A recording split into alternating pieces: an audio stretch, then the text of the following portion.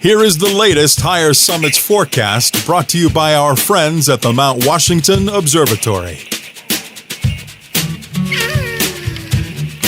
Weather above treeline in the White Mountains is often wildly different than at our trailheads. Before you hike, check the Higher Summits forecast at mountwashington.org. Weather observers working at the nonprofit Mount Washington Observatory write this elevation-based forecast every morning and afternoon.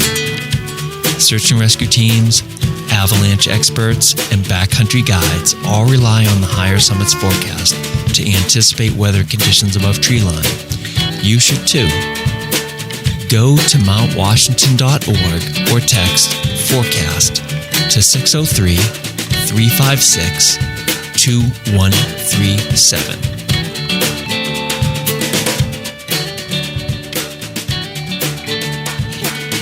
And here's your forecast for the Great Seek the Peak weekend. We're talking Friday, July 19th and Saturday, July 20th. Friday, in the clear under mostly sunny skies with a low in the 50s. Winds will be west at 15 to 30 miles per hour. Same thing for Friday night. Saturday, in the clear under mostly sunny skies with a high in the low 50s. Winds west at 15 to 30 miles per hour. It really just doesn't get better than that. Have an awesome weekend, and we will see you at the show.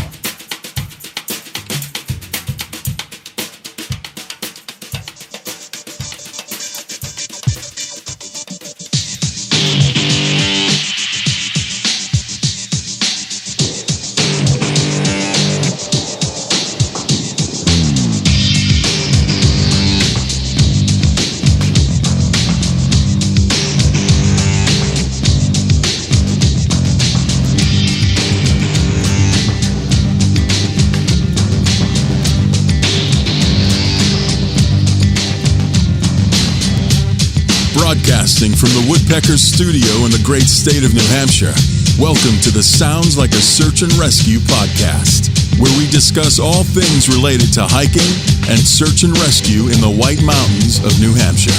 Here are your hosts, Mike and Stomp.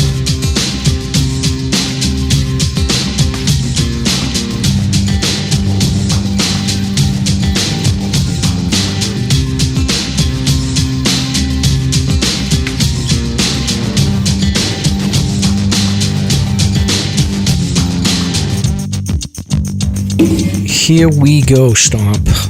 Here we go, another week. I got a problem here. I'm not able to open my beer. Well, there we go. You know, honestly, if you just use your teeth, it would have been over and done with. No, you haven't been doing that lately. Have you? Did you stop? Did Mrs. Stomp find out about this and tell you you can't afford $1,000 to get your tooth chip fixed? I haven't been drinking as much beer lately, so it hasn't been an issue. Yeah. You're going to do it tonight, though, right, Stomp? Actually, no, I don't have anything with me, but we'll save that conversation for later. Rhonda, you're already starting off on a bad foot here, encouraging Stomp to do that with his tooth. My one tooth. You know. So, that's okay. All right, so we have Rhonda here, so you can say hello, Rhonda. Hello, Rhonda. Oh, you can say hello to the audience. That was a good one. It's going to be a rough show. It's going to, all right, we're starting off. It's interesting. So, all right, so I got breaking news for you guys, though.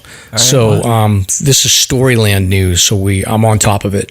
I'm basically the resident Storyland expert here. So, Storyland is offering paid parking options for select spots. So, if you were going to Storyland with your little brats, and you don't feel like walking like under the tunnel or parking way far away, apparently if you're a season pass holder, you can already enjoy these preferred spots at no extra cost.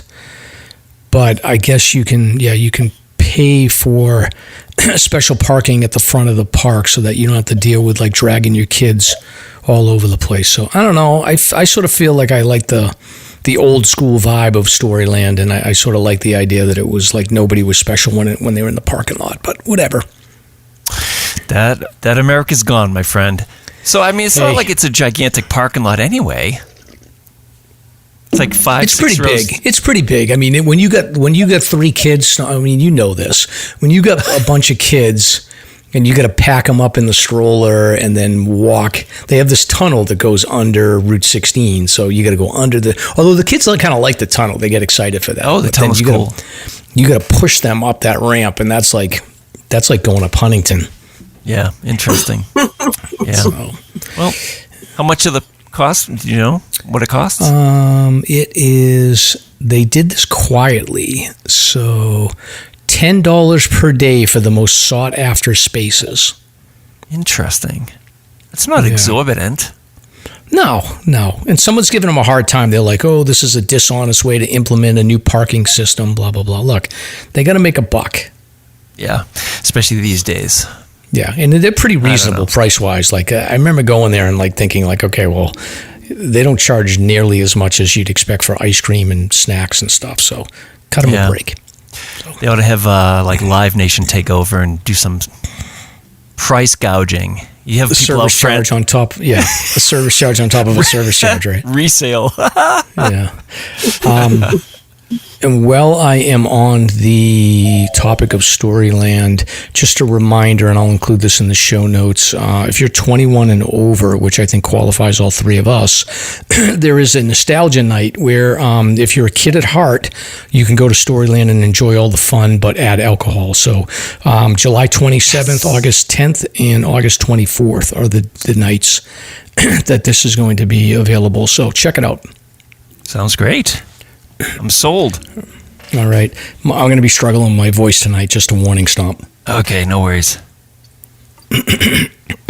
So why don't you give me a break and actually let me do the show opening and then you can talk. So Welcome to episode 160 of the Sounds Like a Search and Rescue podcast. This week, a hiker spotlight on our friend Rhonda Willette.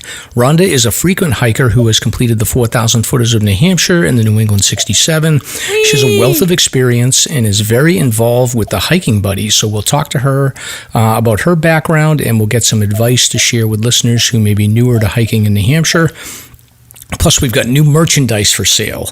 We've got a near tragedy on the Pemi from some tubers, and Stomp was almost right on the scene there. Ruggles mine we got an update on that. We've got shopping deals on hiking gear. We've got a history segment on Canobie Lake Park, and then we've got recent search and rescue news. I think there was a rescue on Kearsarge North and then on 19 Mile Trail. So lots going on. I'm Mike. And I'm Stomp. Let's get started.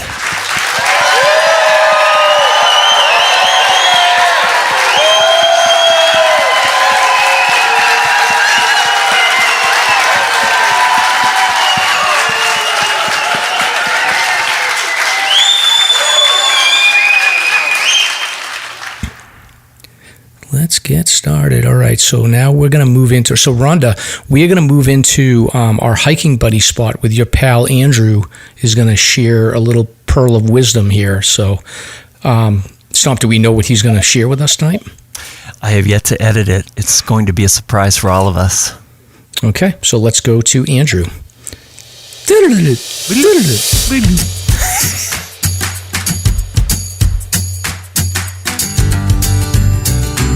This is Ben Pease from Hiking Buddies. We are a 501c3 nonprofit committed to reducing avoidable tragedies through education, impactful projects, and fostering a community of support. You can find out more at hikingbuddies.org. We wanted to say thank you to those who have supported our mission, and most importantly, say thanks to those who speak up, who ask questions, and who are willing to provide guidance and assistance on the trails when needed. You embody what it means to be a hiking buddy. And now, for all my newer hikers out there, here's this episode's Hiking Buddies Quick Tip.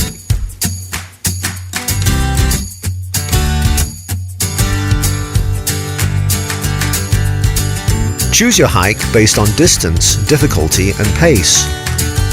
Know the terrain and study the topography before hiking. Consider alternate routes for slides and scrambles.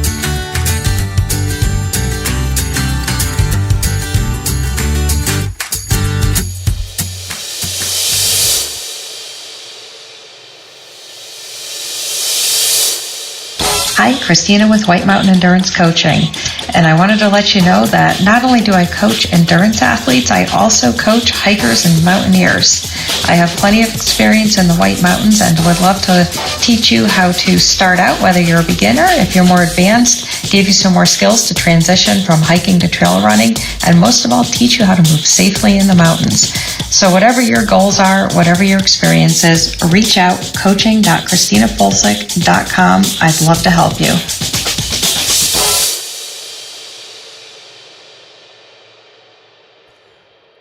All right. Great tip, huh? That was a great tip. Rhonda's looking at us like, what is happening right now? Andrew, he comes up with the best stuff. He does. Have you hiked with him a lot? Not a lot, but I have hiked with him. Yeah. Yeah. Now, has he been the organizer, or were you the organizer? He hiked with me on my winter finish. He was part of that group. I had a big group. We did Lincoln and Lafayette for my winter finish. Mm-hmm. And he was there along with Julie Sicardo. Oh, nice. And multiple other buddies. Yeah, he's great. Yeah. So he's as fun to hike with as I think he would be? Yes. I will say that it took Andrew 3 takes to do this one this week. Okay? A little behind the scenes. Was it because Lynn was telling him like to do another take, or was he just messing it up? On this one, it was related to certain words, the way he was pronouncing words, and Lynn was sort of not correcting him, but guiding him. And we were trying to really fine-tune some of the tips. Some of the tips were tricky to phrase correctly and to present, but this one took 3 takes. All right. Well, You've got my curiosity up now. Yeah. Will there be a bloopers reel? Oh, sure. Yeah, there's some good ones. There's definitely some funny moments that we were just dying when they came over. It was hilarious. Yeah, that's actually a good idea. All right, Stomp. Breaking news again. There's new Slasher merchandise. This is your baby. So why don't you tell the listeners all about our new merch? Yeah, let's go. So we've been teasing the new patches, and they went into production like a month ago, and they're done. I have them in my little sweaty hands here. And what we're going to do, we're going to be selling them by mail. We're going to do a limited mail run. And at the moment, if you go to our Instagram, there's a LinkTree link with a form that you can fill out with your mailing address and a link to the Slasher Venmo to purchase 1 to 3 patches, I believe, on the form. And they are going to be going for $15 a pop for 1 patch. That covers the mail and the production and all that stuff. They weren't cheap. Let's just say that. What are these patches made? Are they lined with gold, Stomp? Is that what's going on? Pretty much, yes. Okay. I blessed each and every single one of them personally. You did. They look very burly, like they look thick. Oh, they're fantastic. Yeah. So we just want to thank Evergreen Embroidery for their great work. But back to this. So we have until August 2nd. You can order this one-time mail run, and we'll get them out on the 3rd. So you have 2 weeks to make your order, and after that, you'll be able to get them at live shows for $10, which is reasonable. But so the patches are ready, and they look killer, and they're ready to go. And we will have them today at the Tuckerman Brewery for the Seek to Peak event. What else? Anything else about that? No, I don't think so. Yeah, what are the logistics around Seek the Peak? Seek the Peak. Well, we will be there at 3-ish, ready to go, and it's at the Tuckerman Brewery in Conway. And there's going to be live music. The weather's going to be fantastic, so we'll be outside. There will be one main stage with a band that's performing, and we'll be actually on the opposite side of the field under a tent with the OBS crew, the Mount Washington OBS crew. And the show will be a regular recording that we'll release sometime in the future. We plan on interviewing guests and having a lot of laughs. So keep a lookout for us. And again, we'll have the patches there and the stickers available for anybody that wants to stop by and say hi. It's going to be a great time. This is the pre-hike Friday night event at Tuckerman. And then Saturday, of course, is the hike itself. And it's a great fundraiser for the Mount Washington Observatory that we are fortunate enough to have a nice relationship with and are able to provide the forecast every week for our hiking crew here. So very vital service. Yeah, and Rhonda, you're going to be there too, right? I won't be there tomorrow or tonight. I'll be set up with hiking buddies at the vendors expo on Saturday. On Saturday, got it. Okay, very good. So, looking forward to meeting some folks, and should be fun. Yeah, absolutely. Should be fun. I'm looking forward to it. Yeah.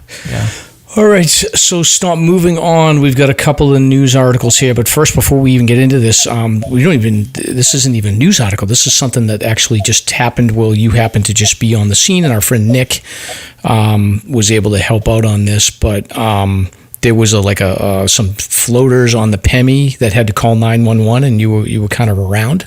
Yeah, it's interesting. We departed from the campsite off of exit 28 in Campton. That's where we usually launch. It was a beautiful day. We met up with our good friends Nick, general contractor. If anybody's interested in his work, he's phenomenal. He does great work. But Nick and Christine joined us for a typical float. We'll go 3 miles down to the covered bridge, which is exit 26, I want to say, down by the U.S. Forest Service area there. So as we're tubing down, there were a few rapids, and there's this one section in particular that tends to get people in trouble. And there was a crew of 4 women that were newbies to floating, and inevitably they got stuck at this one spot. As we were approaching the spot, we noticed that 2 of them were just motionless at the rock itself, one of the boulders. And not motionless in terms of like deceased or anything, but just not moving. And it's just such an unordinary place to be stuck. So as we get closer, Mrs. Stomp and I passed it in our tubes, but thankfully Nick and Christine had their kayaks. And these people, apparently one person got their foot stuck under a rock, and they were unable to dislodge their foot, and their tube was apparently causing trouble as well. So one of the women actually deflated the tube to try to, I don't know what they were trying to do, but they panicked, and thankfully Nick was there. He had life vests. They themselves, the 4 women, called 911, and Campton got the alert, and it just basically says, 4 people stuck tubing and whatever else. Were they asking for help when you guys went past them? When Mrs. Stomp and I passed, we got close enough, and they said they needed help. And as we got maybe 100 yards out, Mrs. Stomp's like, "Sorry, I passed you." Well, it's a rapid. It's like it's just a rapid that you can't really backtrack. So I lost my opportunity to do anything. Nick and Christine had the kayaks; they could go upriver, and so thankfully Nick got them out. So it just does remind you that even though this is a very tame, gentle river with these modest rapids right now, it can be very dangerous when it's high water. You have to be careful because freak things can happen.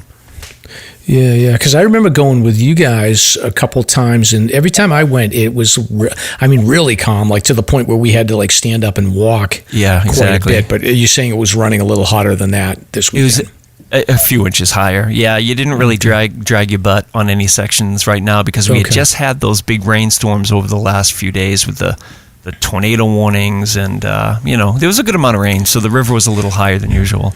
Okay, so make sure that you're a capable swimmer. Bring a life jacket. Make sure your floaties are good to go. But what are some reminders on if you're going to float the Pemi Stomp? Obviously you need a car spot, so you have to start upriver and then go downriver. So you got to deal with the logistics of parking, leaving a car someplace, and then driving back up to another place.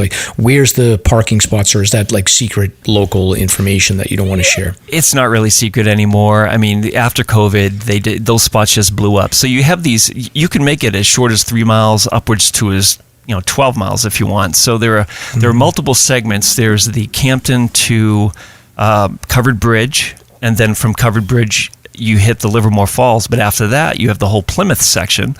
And then north, you have a whole bunch of sections from, say, Lincoln and Woodstock that go south towards Campton and Thornton. So one of the other put-ins would be at the Thornton police station. There's a bridge there where people can go in.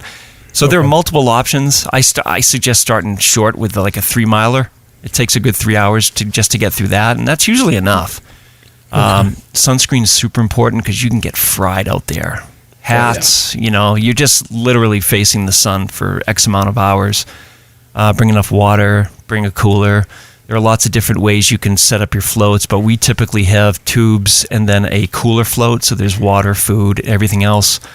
Do you have your own tubes, or do you have like 2 tubes with like cooler in the middle that's connected? We do 2 with a cooler in the middle, but there are options that are Mrs. all Stomp doesn't connected. want to be encumbered by you by connecting. She wants to be able to disconnect if she needs to, right? No, I just don't want to be connected to somebody with a Shrek tube or a Disney tube. That's all. So she's embarrassing you, I see. What other safety measures? Do you bring a life jacket, or are you strong enough of a swimmer with the floaty that you feel like you can survive? Right now, no float. Yeah, I'm okay with that. Yeah, I'm confident with my skills and the depth of the river. At places, it can be very deep. So yeah, you definitely need to know how to swim. But at the moment, personally, I'm okay with that. And then what about rope swings and ledges to jump off of and all that fun stuff? Is there anything like that? Yeah, there are 2 or 3. There's one immediately after you put in after the Campton Bridge. And then there's one about 2 miles down on the right, which has a nice swing. And that's just this section. So I really can't speak to the other portions of the river. But there are plenty. There are plenty along the way. Do you need to be worried about creatures? Is there any hippopotamus, crocodiles, beavers, water snakes, anything like that?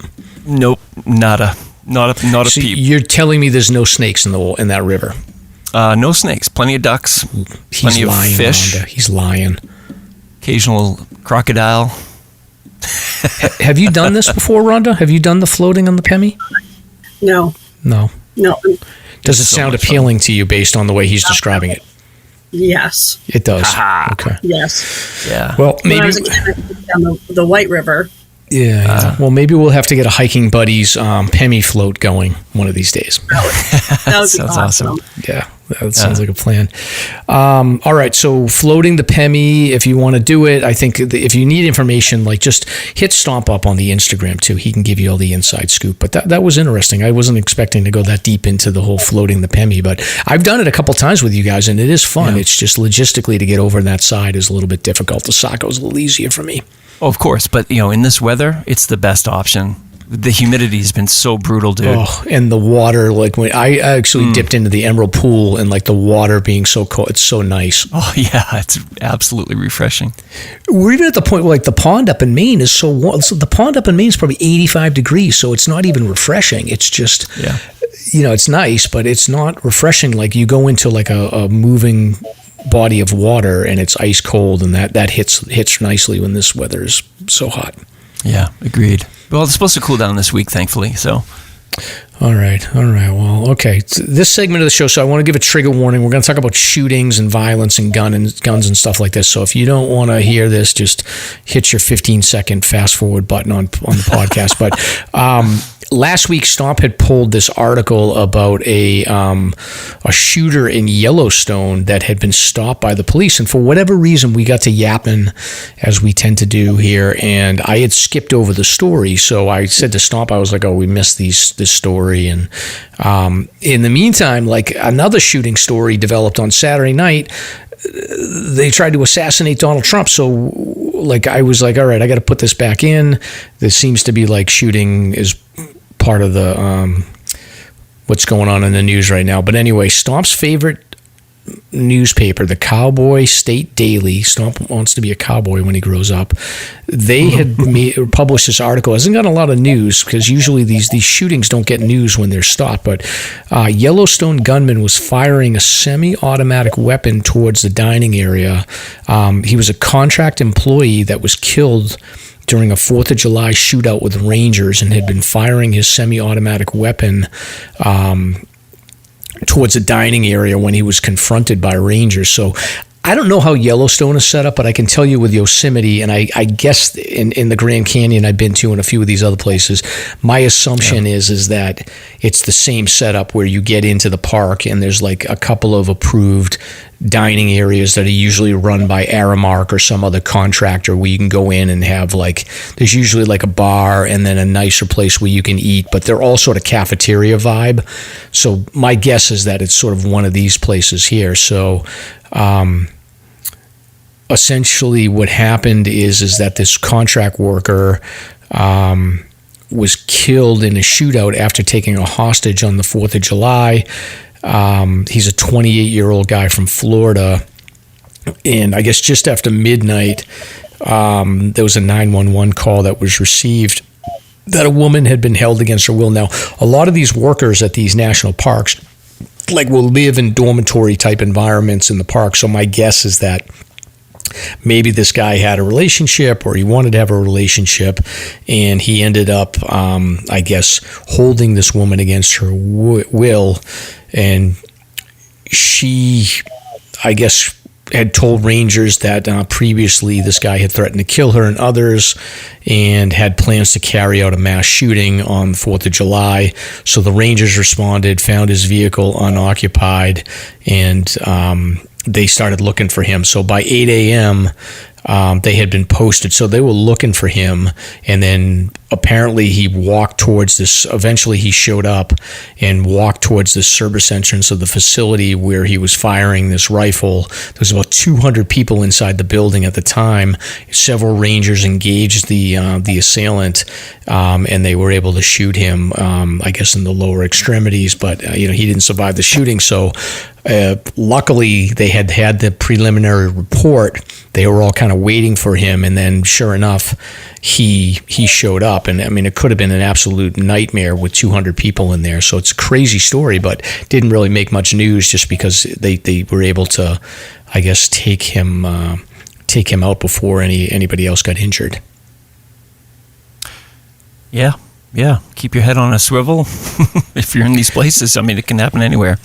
Yeah, it's scary. It's like, you can't really prepare for it, but like the reality is like we're living in this world where, mass shootings can happen anywhere, and you have Correct. to. Yeah. Yep. Crazy. Yeah, you got to be able to get down quick. Yeah, like I said, just be self-aware. Head on a swivel, watch your surroundings. I mean, the Trump thing is just outrageous. I don't think we should get deep into that story because it's changing every hour. It looks as though these rangers in Yellowstone did a great job. I have my doubts about what happened at the rally. Yeah, I don't know. Yeah, that seems wacky, but anyway, just be aware out there, and when you're in crowds, you just have to, I guess, pay attention. It shouldn't have to be that way, but unfortunately, it is. So, yeah. Anyway, so this next one here, Stomp, I don't think you pulled the actual article, so I don't know if I have a lot of detail. It's just an Instagram. Apparently, a Henderson, Nevada guy was hiking in the Peruvian mountains about a month ago, and he basically spotted this dark shape in the snow. It was glacial field. As they got closer, they could see that it was a climber. They could tell that the climber had been there quite a while. It turned out the guy's name was William Stampfel, and he had been frozen in time for 22 years.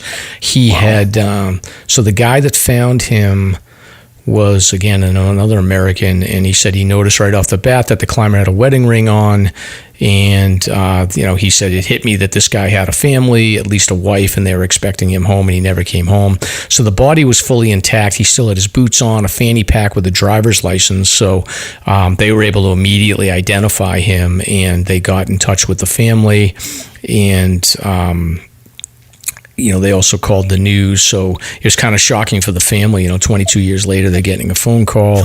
They had accepted that he had gone missing, but ultimately, I think the wife had said that she was glad that they found him, and that he was always meant to come back. So I guess the spot that they found him is in Huascarán, which is the highest peak in the Peruvian Andes. It's a huge mountain. Not a lot of people climb it, and I guess he was an adventurer. And he he tried to climb it like 2 decades ago.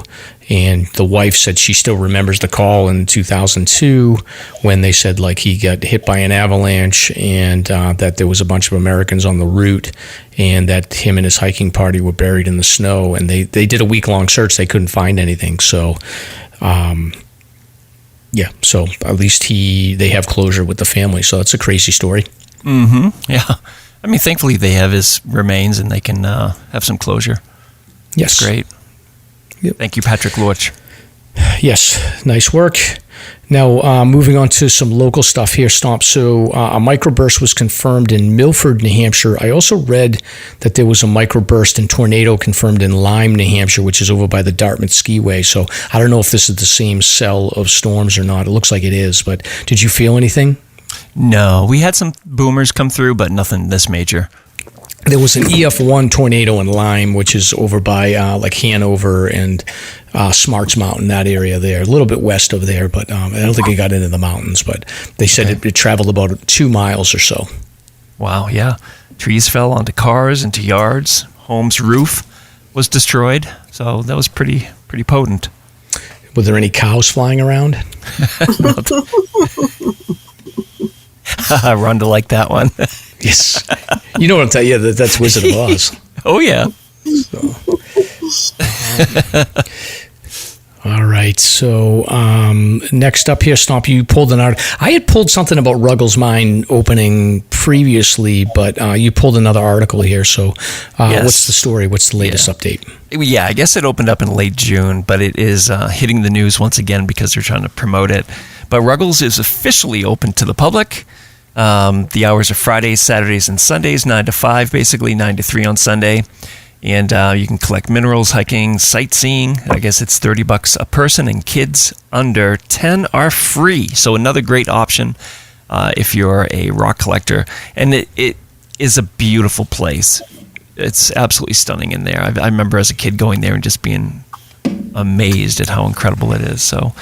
Yeah, good stuff. Good option. I'm going to check it off. So it's off Route 4 in Grafton, New Hampshire, and then it says if you want to camp, I guess the mineral collecting is $30 per person. Kids under 10 are free, and you can mine up to a 5-gallon bucket of rocks. And then camping is an option there too if you want to stay overnight. So it's $10 per person per night.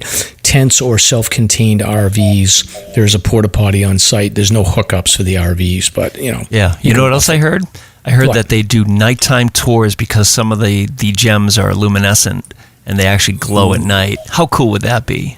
That would be cool. Yeah, I'd love to go. All right. Rhonda, do you like to shop? Do I like to chop? Shop. Buy stuff. You do? Yes. Yeah, I get that vibe. I get that vibe. Yeah. Do you generally do you have like a particular favorite thing to shop for? Are you a gear junkie, or do you like to do like home goods stuff like my wife likes to buy, like a bunch of stuff that hangs on the walls? I've become a gear junkie. Okay. All right. So good. We are going to talk about some shopping deals. So my friend Al, who we frequently talk about on the podcast, had sent me over just a reminder that now is the time of the year to buy traction, snowshoes, microspikes, all that stuff. You can get some good deals. In addition, he had spotted, he said, Eastern Mountain Sports, they have a 60% off deal in North Conway. I'm sure that there's some other stores that are available too. Cthulhu microspikes are going for $29. So I'm assuming stock is going to be limited, but yeah, because normally they're like $74.99, I think. Oh yeah, totally. Yep.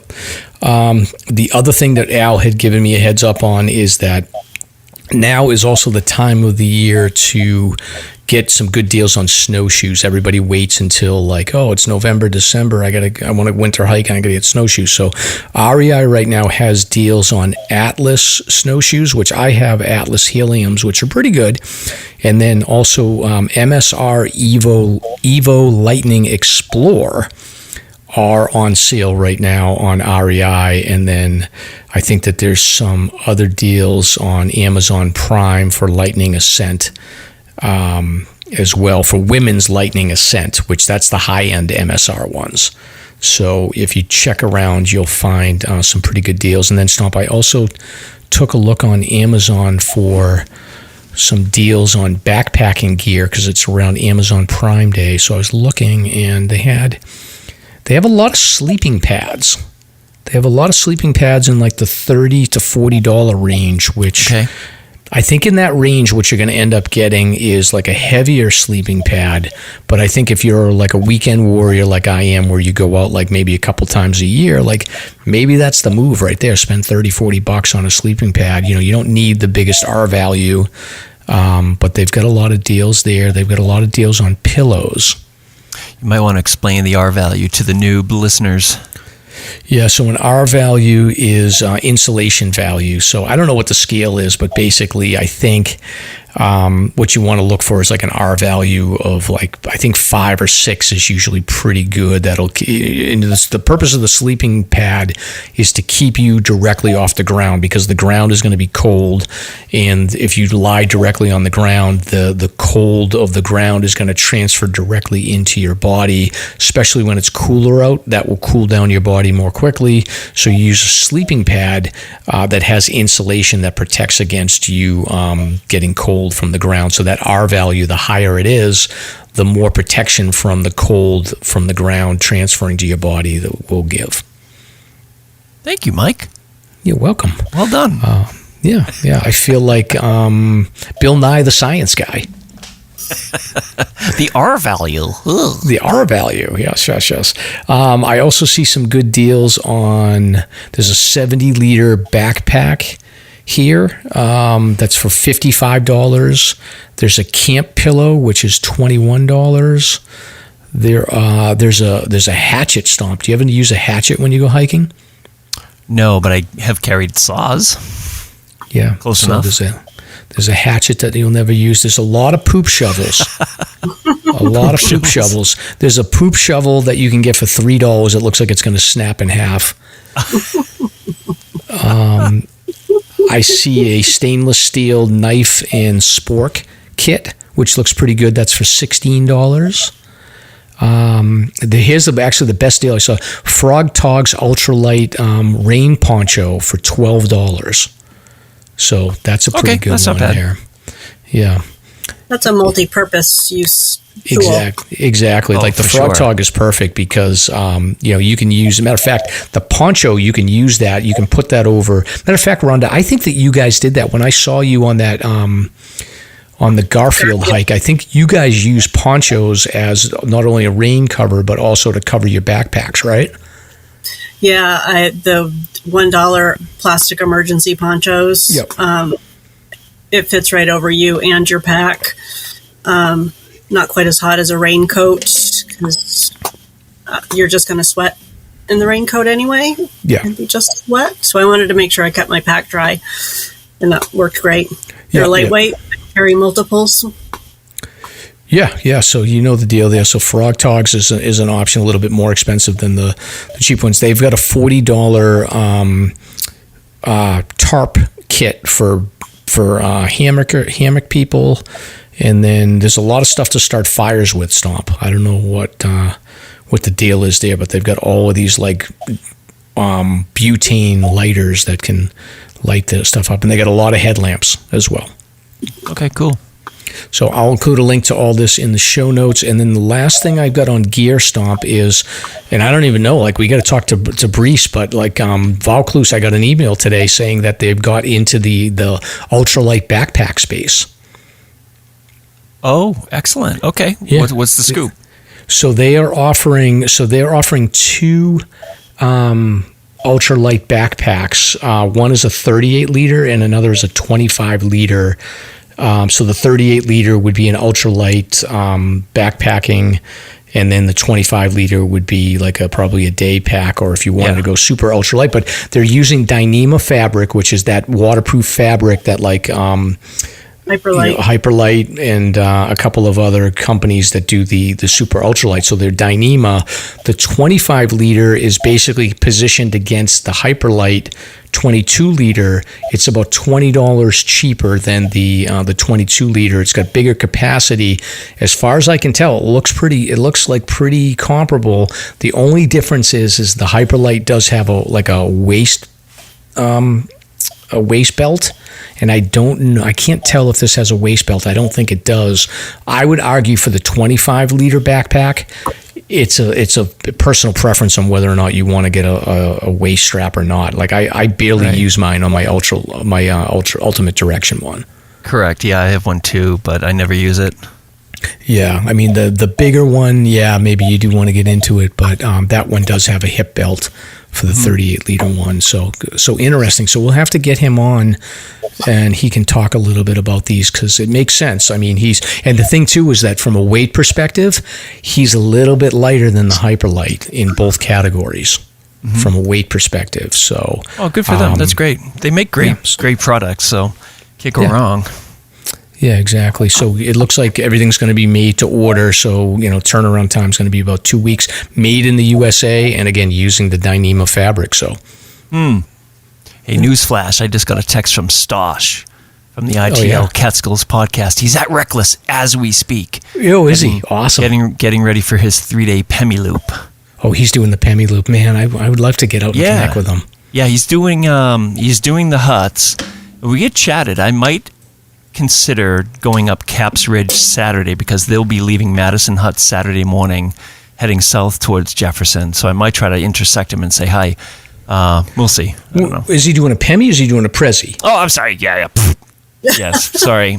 Prezi. They're all the same to me now. Miserable. Yeah, no, I get that. Oh, so that'll be perfect for him then, because I feel like when he was talking about the Pemi loop, he felt like that, like it was like because it's a long, he felt like it was a grind. So I think that he'll like the presidential via a little bit better if he's going to do 2 or 3 nights and he's going to do the hut. He'll have a lot of time to explore around. Yeah, that's super cool. Awesome.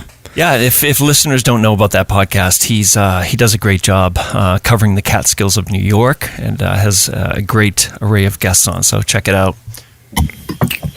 Excellent. All right, Stomp. And then one thing, I pulled this one forward from the regular search and rescue just because I just wanted to, again, give a heat warning, although I think it is going to cool down a little bit. But sad story out of Canyonlands National Park. So Al had sent this over to me, Stomp, and I think he pulled it as well.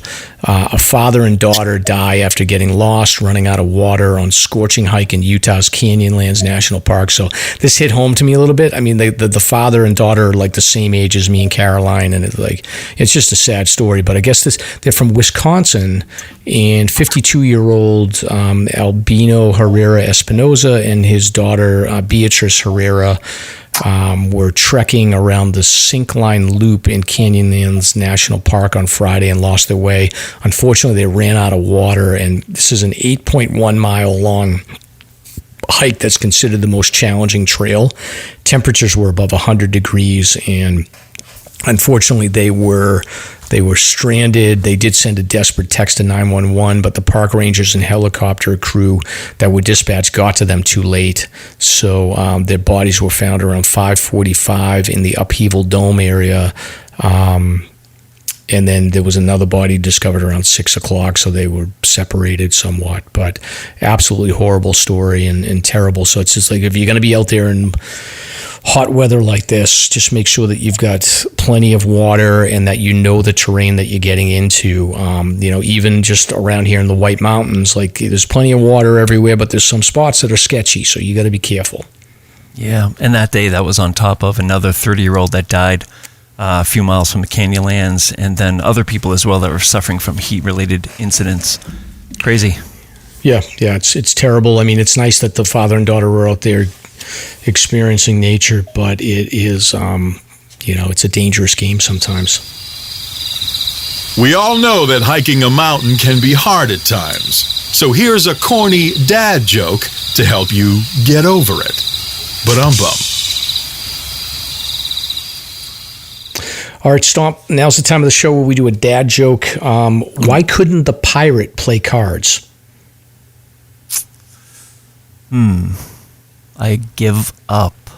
Because he was sitting on the deck.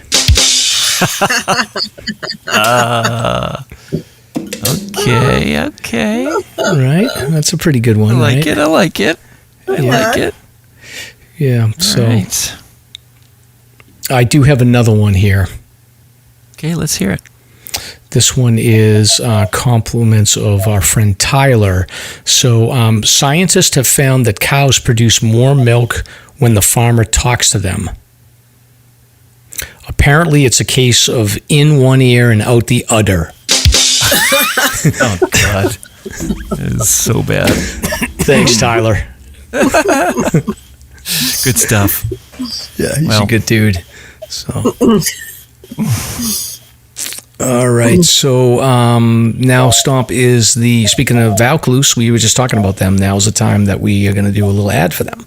Absolutely. So does your backpack not provide enough ventilation? Does your back sweat too much when backpacking? As you know, sweat can be extremely uncomfortable on the trails. Plus, sweat is a serious risk factor in both hot and cold climates.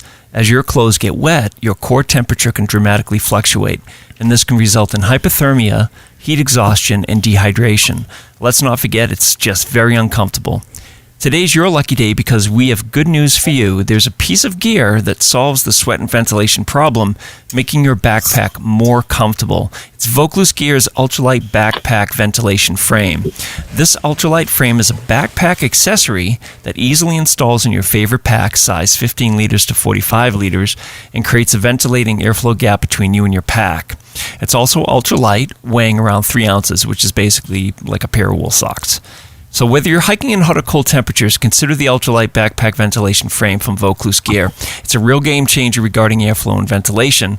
You can visit them at vauclusegear.com to order the frame today, and you also can get a discount if you type in SLASR, SLASR, at checkout for a $5 discount. And let them know that Mike and Stomp sent you.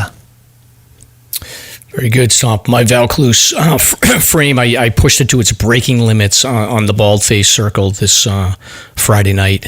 It was like ridiculously, insanely humid. So it held up pretty well, though. You know, I was sweating pretty much all over. Like there was nothing that could be done when I was below tree line. And then as I was going up the ledges, once the wind started hitting me, it was actually kind of nice because it did give me a little bit of separation. But I think like that was a stress test for sure for everything because it was just so insanely hot. Yeah, it's been awful lately.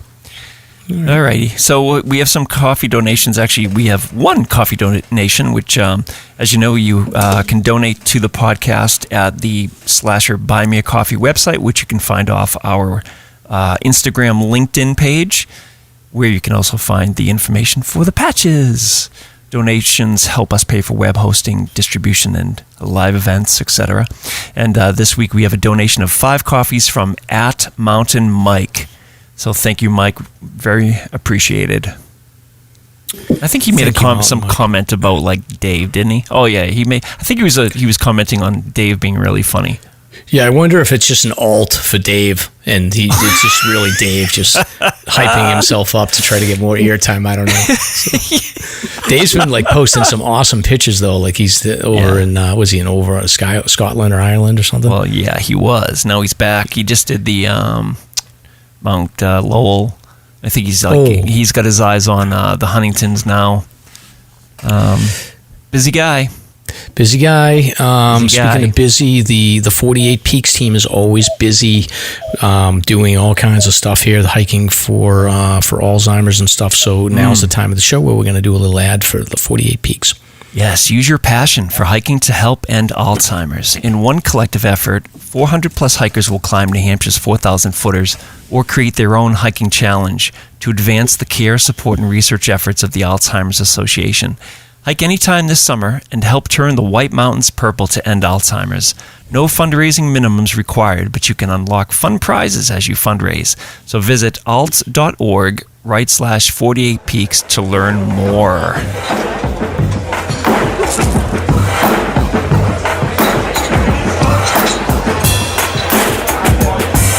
Hey, hold my beer. It's time to find out what Mike and Stomp are drinking. On this week's Beer Talk.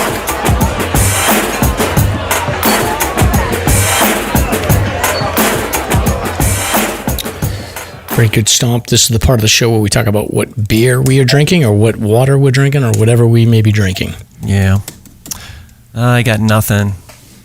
Mrs. Stomp let me down. She was on her way back and said she was going to grab me something, but I don't know. Oh, well, Shame. Put the shame down. Yep, that's right. Yeah, I'm double-fisted, and so is Rhonda. So Rhonda, Rhonda has my kids have these things here. So explain to me the appeal of the Stanley thingy, or is that? Oh, that's not a big one though. That's a Yeti. That's a Yeti. Okay, so you get your water. Yep, I like my ice water all the time. Yep, and then you got a beer too. Yeah, I have a Vermont hard seltzer company. Okay. Ooh. It's nice. Razzle Dazzle. It looks like the label looks like very like 1970s disco roller skating type of vibe. Yeah, it's very cool. Yes, yeah, that's pretty very cool. Good. I'm not much of a seltzer fan. Yeah. My daughter-in-law had these, and I really liked it. All right. Well, you get a little razzle dazzle, and I've got a Fiddlehead IPA, which is basically my go-to at restaurants. Usually when I want to drink a beer.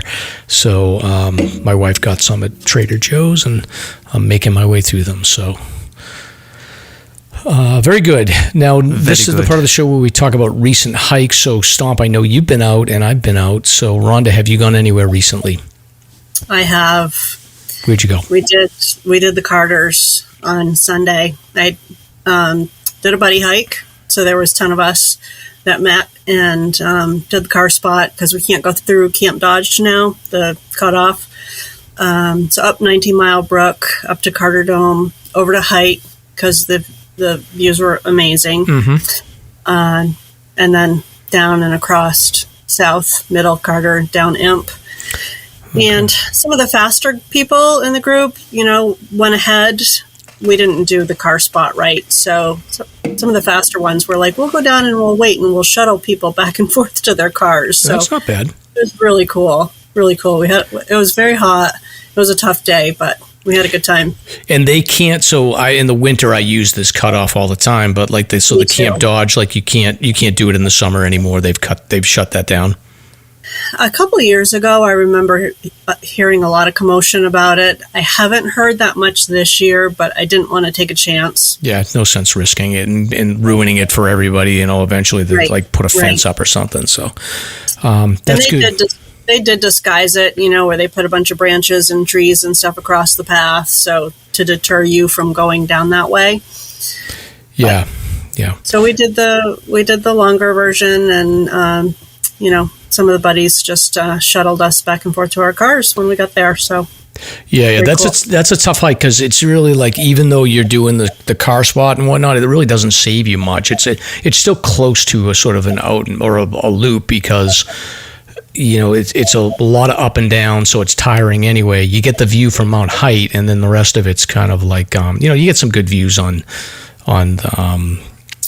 South Carter as well, or North Carter, whatever it is. But that's a tough hike. Between Middle Carter and Leith, is that before you go down the Imp Trail, there's some really nice openings and views. So that's where it's at. yeah, you get a nice view of the presidentials there. So yeah, that's good. Yep. Was there a particular reason why you chose? Were you the organizer, or did you just jump on the hike? No, I was the organizer. Yeah. I'm working on my 48 in all 4 seasons. Okay, all right. So you're kind of semi-grid, and then obviously the next thing will be I've done all my 4 seasons. I'm going to grid. So, well, I'm keeping track. Yeah, I'm filling in my grid sheet. Yeah, it's going to happen. So you just say you're gridding now. It's okay. I know. Yeah, I feel like you have to be a certain distance, or you have to be into it over 250 before you really commit to say I'm gridding. So it's okay. Well, I'm getting there, but you're getting close. So yeah. I'm doing good. Very good. All right. I need Carter Dome for summer, so yeah, and I needed all 3 for July. So that's a tough hike. That is that is. There's no doubt about it, especially when you add height onto it. That is a lot of up and down. So good for you and the crew. It was really cool showing 9 people someplace that they've never been before. So yeah, and we'll talk about that when we get into your segment as well. But Stomp. So Squam Traverse with Nobby. Did you do the whole thing, or did you bail out partway? Yeah.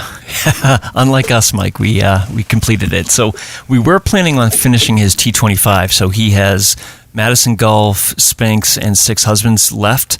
We're going to backpack, but because of the rain, we bailed because it would have just been too slick. And so we opted for something more south, a little drier.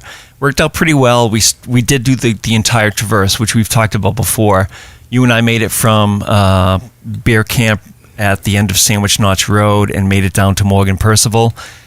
We did make it all the way to Mount Cotton, so we left his car there and went north, and then we went southwest straight through. It was really interesting. Super hot, a ton of bugs. We were leapfrogging 2 females from Massachusetts, and they were nice. And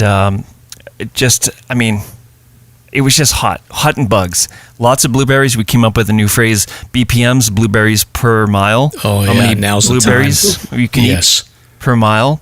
Made it over to Mount Squam, pretty uneventful. Made it to Morgan Percival. There were maybe, I don't know, half a dozen people on the summit of Percival. And then as we were descending Morgan, which, by the way, I didn't know you had to descend the ladders, so I threw a hissy fit on the way down the ladders. Well, you can bypass it, though. I was not aware of a bypass, so we ended up going straight down the ladders. But I was a big boy. And went right down the ladders. You would have thought that he was like getting dropped off on the beach in Normandy, climbing up the ladder when I did it with him. Yeah, it was terrifying. As we were coming down Morgan to that junction that continues on to Mount Cotton, we passed a school group, or probably a camp group at this point, of probably 20 young adolescents heading up to the ladders. Like, good luck, 2 chaperones, good luck. Yeah. But I got to say, the uncharted territory from Mount Morgan to Mount Webster was absolutely beautiful. Just wide, 4-foot wide, flat trails, no rocks, just pine needles the whole way. And then we passed a couple benches that Mrs. Stomp and I typically go to for foliage. And then at this point, Nobby looks at me and goes, "Hey, do you have any water?" All right, we had about 4 miles left, I think, to get to Cotton. And it was hot as hell. And I had maybe, I don't know, 3/4 of a liter left. So we divided up my water, and I told him I wouldn't give him a shame drop, but I changed my mind. So we continue on, and when you pass Webster, you start descending quite a bit towards Mount Livermore. And it's just like some of these famous traverses where you're exhausted and all of a sudden they save the worst for the end. Mount Livermore and Cotton are ass kickers. So Livermore, it had to be at least half a mile up, very steep. Mm-hmm. And then as you're descending towards Cotton, believe it or not, there's like this small body of water. So he had his filter, and we were filtering out perfect. We were filtering out of mud puddles. The water actually tasted like dirt. Yeah, it was pretty nasty, but it did the job. Yeah, it builds character. Yeah, it sure did. But thankfully, he had the filter. But we were fine. I mean, we had a couple miles left. We would have been fine. I'm just teasing. And then Mount Cotton, pretty cool, uneventful there. I mean, that's like 1,000-foot little bump, but it's very rocky. Nice view at the end. Come to find out, there are benches all along that traverse that they've put up for people to enjoy the view of the lake. So, great time. Very nice time. I highly recommend it. Took us about 5 hours moving time, and we were moving. We were doing like 2.5 miles an hour or so, and then sitting around killing time on Morgan Percival, getting a little rest in the shade. And I was introducing myself to people as Mike McLaughlin. I would come out to people and say, "I'm Mike McLaughlin. I have a podcast." Oh, please. That went over pretty well. That's great. I do that. Matter of fact, when I do, if people call me, I'm like, "Yeah, my name's Stomp." I'll usually say that, and I'm rude to them too. Yeah, it's my new favorite thing to do on trail. So anyway, that's it. Now I'm pissed off, Stomp. Now I'm in a bad mood. Making fun of me. So for me, like I said, I went on to, I did South Baldface. I had Friday off for work. We had like a mental health day, wellness day. So I took advantage of that, and I had to like get my daughter's cars. I had to get the oil change done because she's a full-on adult, but she can't like go to the car dealer. She can't get the car done, so she sent me off. So I got up north late, so I did an afternoon hike on the Baldface. I was going to do the full Baldface circle, and then it was so insanely hot that I was just like, forget this. I'm not. It's awful. I was like immediately like I started climbing and I was like, yeah, I'm just doing south and then coming down Slippery Brook and then going to the Emerald Pool. So this is in my neighborhood, so it's perfect. Like I went up to my father-in-law's and then dropped my stuff and then drove up to the parking lot, and the parking lot was full. I was like, oh wow, there would be a lot of people hiking. Everybody was at Emerald Pool. They were the smart ones. I was the only moron that went hiking. So I didn't see anybody at all. But Baldface, if you haven't been there, like we talked about it a million times on the podcast, my favorite hike. Awesome views. It's a challenging ledge hike. When you get to there's a shelter. You get to the shelter, and you climb these ledges that are part of the, I think, Terrifying 25, and it's a 52 with a view. And then you get to the subdome that has awesome views out to Evans Notch, and then down into like the car. You can see the Carters, you can see the Doublehead, all those summits in Jackson, Iron Mountain, and Kearsarge North, and all that fun stuff. And then you get up to South Baldface, and then you get even better views of the Carters, and then out to the Presidentials. And it was like one of those days where the puffy clouds were like high in the sky, so it really made like for cool visual photographs. So I got some great photos. And the weather was so hot. I had 2 liters with me, and I had my filter.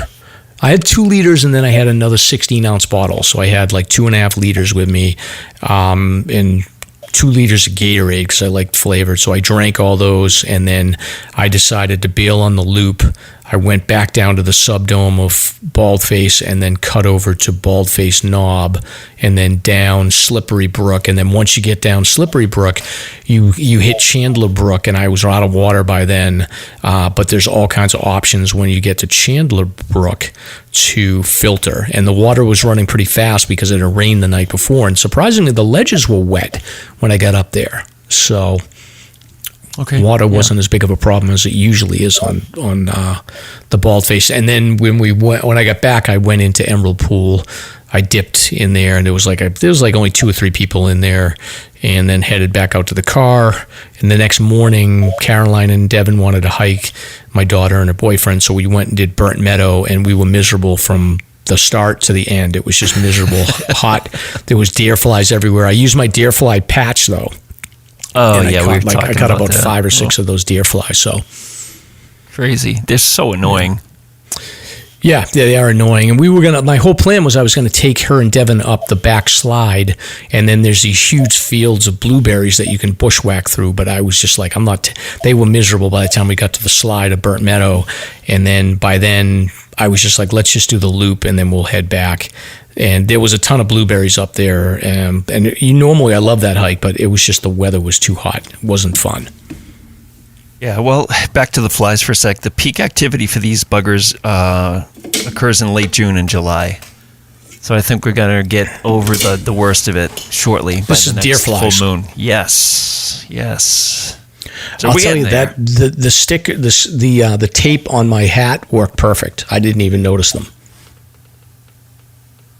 That's great. Unlike me for 13 miles, going absolutely insane, waving my arms everywhere every 2 seconds. Yeah, I even kept the paper that you use. So there's a paper that you peel off, and then the sticky stuff is exposed. Yeah. And then I had like 6 or 7 of the bugs stuck to my tape, and I just put the non-sticky tape back over it, and then I put the hat back in my car, and then this weekend I can just put it back on. There'll be like 6 or 7 dead flies still there, but it's still but maybe my car will smell with dead flies. I don't know. That's interesting. But by the end of the season, you get like 50 flies on there or something. Yeah, I'm just collecting dead flies. Sell them to the fishermen. Yes, sell them to the fishermen. You know what fishermen like in the morning, Stomp? Coffee?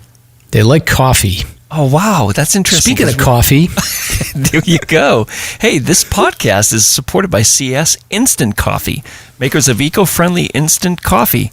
It's perfect for anyone who loves the outdoors as much as we do. Great for backpacking, day hiking, camping, and even at home. Learn more and get in touch at www.csinstant.coffee or email us at info@csinstant.coffee. And again, those are fantastic packets. Love the flavor. Really strong, surprisingly, for a small little packet like that. Yeah. You have some at your place? I had a few sent over complimentary from Ian.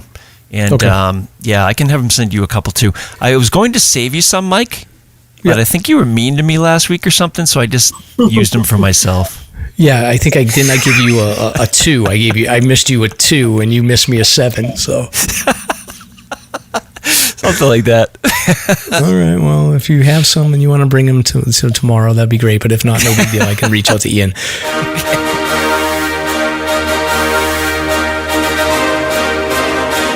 It's time for Slasher's Notable Hike of the Week. If you want to be considered for the Hike of the Week, simply tag Slasher on your social media post. All right, Stomp, this is your favorite segment, Notable Listener Hike of the Week. Yeah, let's go. So we have a bunch this week. Diane started at Eagle Crag for 51 out of the 52 of the view list. The Little Doe with a Bow hiked Morgan and Percival. Speaking of Morgan and Percival, Liz Faye's back at it, hiking the Kinsmans via Mount Kinsman Trail and made a little stop at Bald Peak. Omenthum hiked Mount Adams. This is not our Mount Adams. This was out west somewhere, I'm pretty sure. Okay. So nice work. Veterans on the 48 hiked north and south Baldface. John Adrian 7 tackled Shelburne Mariah for the 52 with a view.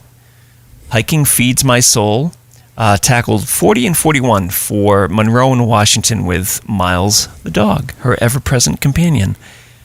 Empath Hiker did a solo out and back on the Bonds. Nice work.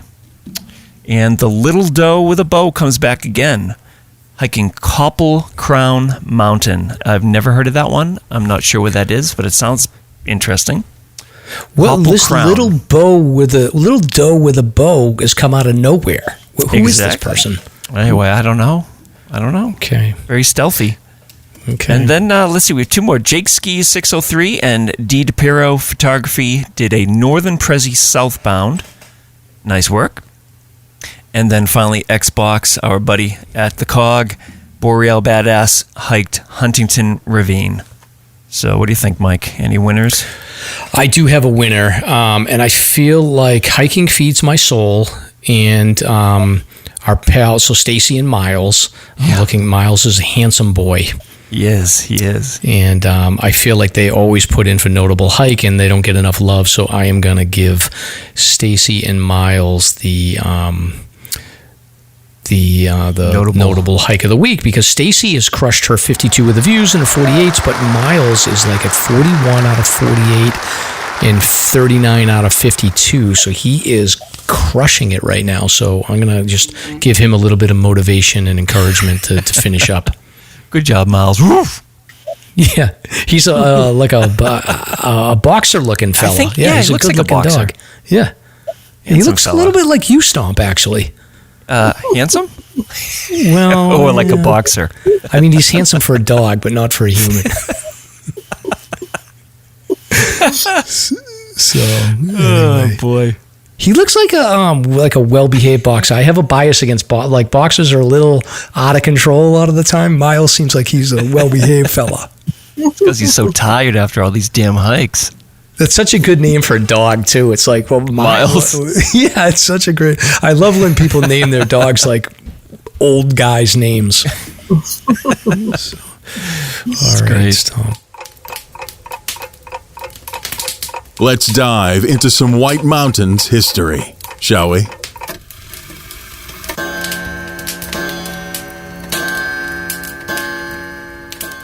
So, Stomp, last week we talked about a 74-year-old man that went wild at Canobie Lake Park, and he essentially got drunk, and then he took all his clothes off and horrified all of the people at the wave pool. So it got me to thinking that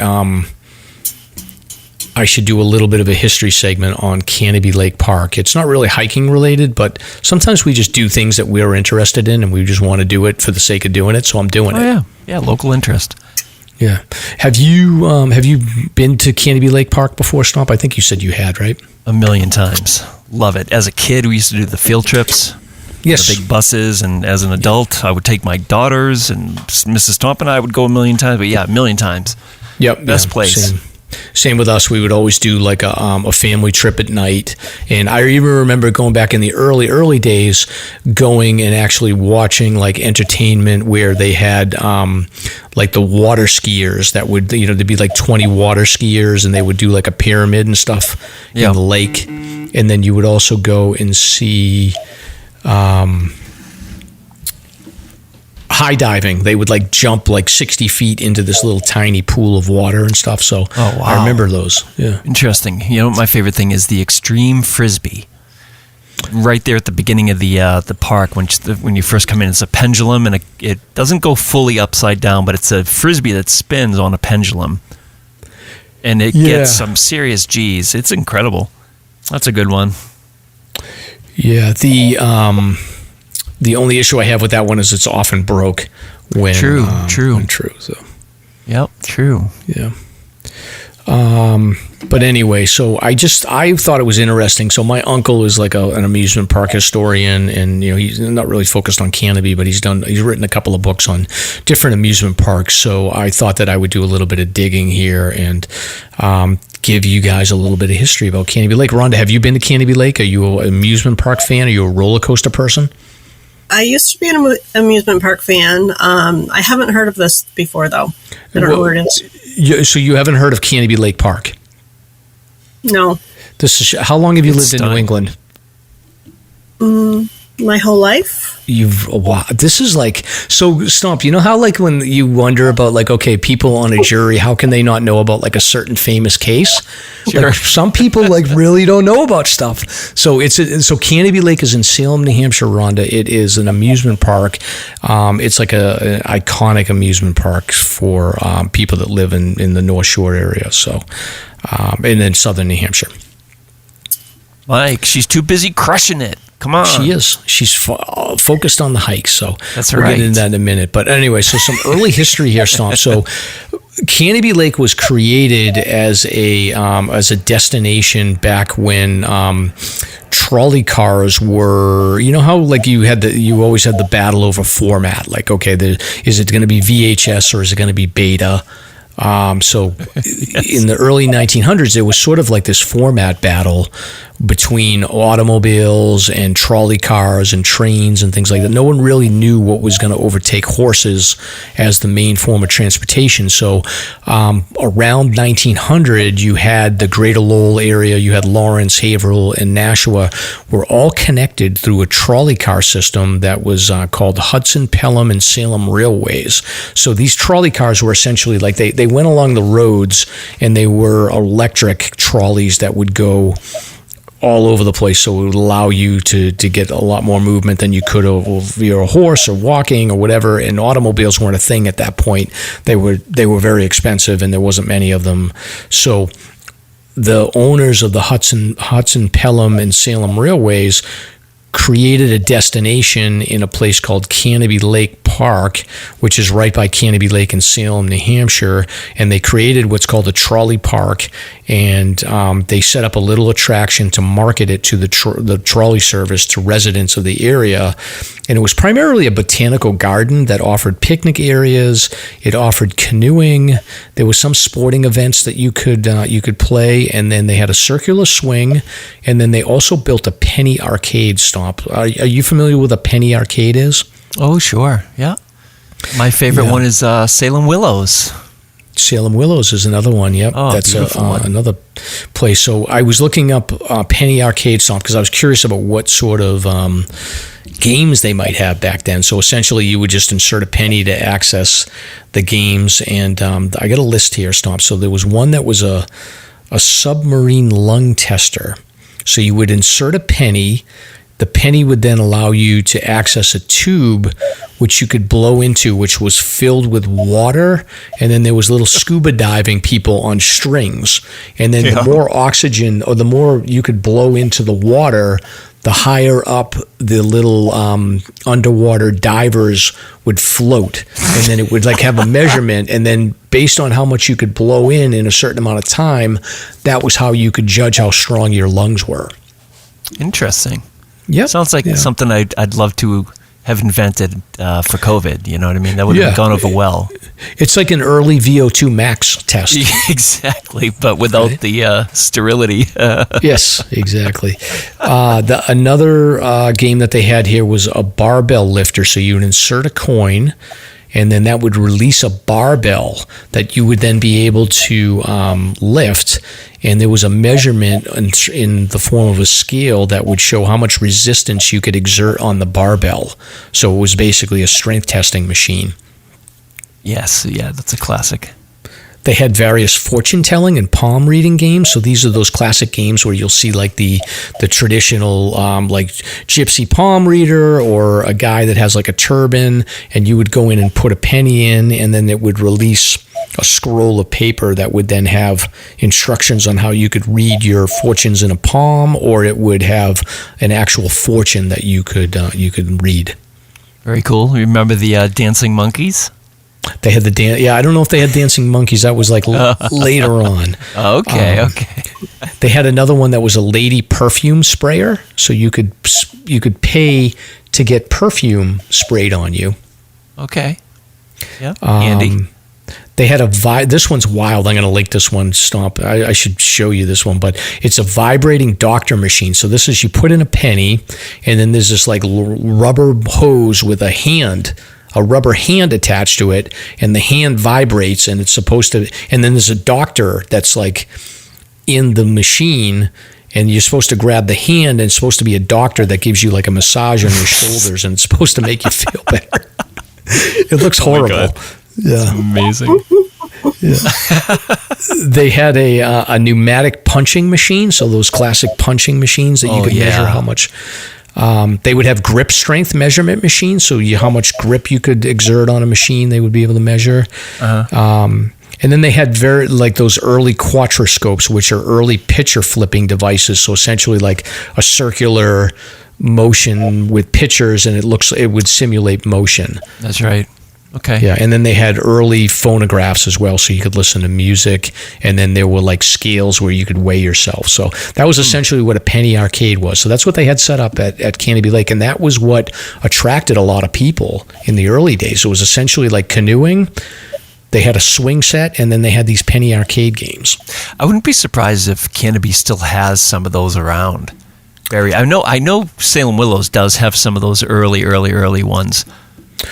I was reading a little bit about it, and I think a lot of those machines that you'll see are they're basically like what are those called, like remakes of classic machines. So it's pretty, the ones that are actually the real deal that go back to that period are worth a lot of money and hard to find. Yeah. So anyway, so for the first 20 years or so, everything was moving along fine. It was a trolley park. It was a destination, obviously seasonal, because you're only a certain time of the year where you can run it before the snow comes in. But by the 1920s, it became apparent that the trolley business was not going to be viable. The original railway had by that time merged with some other lines to become the Massachusetts Northeast Street Railway Company. But by 1923, the railway had basically thrown in the towel due to competition from the automobile. They held on for a few more years, but by 1929, the line had completely shut down, and they had done like a survey of, I think, Salem or Pelham or something like that, and there was like only 8 homes in the entire town that didn't have an automobile by 1929. So they were essentially saying, like, we can't make this work. No one's going to use the railway, and no one was using the trolleys at that point. So that led to the shutdown of Canobie Lake for a couple of years, but by early 1932, there was a citizen of Lawrence that had been making some success. He had invented a electric machine that assisted in paving. So he was an early inventor of like some of the paving systems. So he was a road builder. He was able to purchase Canobie Lake Park for $17,000 at auction, and he set about basically updating Canobie Lake. He converted it from a trolley park to a destination accessible by car. They also built a classic roller coaster called Yankee Cannonball. So at that time, that was where like roller coaster boom was happening. There was like 2,000 roller coasters built in the 1920s, I think, in that period. Oh, is that the Cannonball that's still there? It's the same one, yeah. Wow. Yeah. Okay, got it. So that was built up, and then he also added a ballroom. So that he had, destination acts like Duke Ellington and Frank Sinatra. That was a period of time where like the big bands were huge. So they would have the big bands. So it was a Friday night entertainment place. You could come take your date on the roller coaster. Must have been and amazing. They were starting slowly to add some rides to it. Oh, those were the days, huh? Man. Those were the days. So yeah, again, in Holland, like his family, they were successful contractors. They paved most of the roads in the Merrimack Valley. Matter of fact, even today in some parts of Lawrence, you can find his company logo on some of the sidewalks that are paved that still exist in and around the city. Mm-hmm. So yeah, at that point, he had, I guess they had put in roller skating at some point as well. So Patrick Holland, he passed away in 1943. He left the park to his wife and family to run. According to the Canobie Lake history page, so I'm getting my sources from the history page of Canobie Lake and then a bunch of other sources. The park had struggled by the late 1950s. They had a fire. There had been a hurricane, there'd been a robbery, and then there was a decline in the big band era of music, because previously music entertainment was based on the big bands that played in the entertainment venue. But by the late 50s, big bands had declined in popularity as a new form of music was taking hold of the American public, now known as rock and roll. So a lot of changes. The trolley gives way to the car, the big band music gives way to rock and roll. And by 1957, the Holland family decided to sell the park to three partners. These partners had a lot of experience in the amusement park. It's basically six people they sold it to, because Nini and Laura Burney and his friends Lou Captel and Kaz Ulaki, they both had wives, so it was basically three couples. Lou and Kaz were related through marriage. They married sisters. The three couples had been working together in New Jersey's Palisades Park, which is an iconic amusement park that overlooked the Hudson River in New York City. So I guess Lou's father, one of the partners' father, had built the legendary Revere Beach Lightning roller coaster. Did you ever see those on Revere Beach? Yeah, I did. I remember as a kid. Those. Yeah, I mean, with my family being in Chelsea, I caught the tail end of that whole era. Amazing. Yeah. Arcades and everything. And he also was involved in designing the overhead electrical configurations that you see in bumper cars.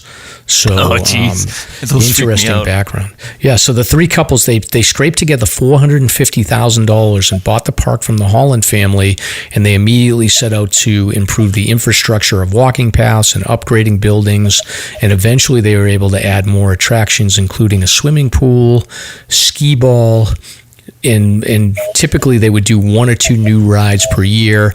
In the early days, they actually purchased a couple of rides from Palisades Park when it closed in the 1960s.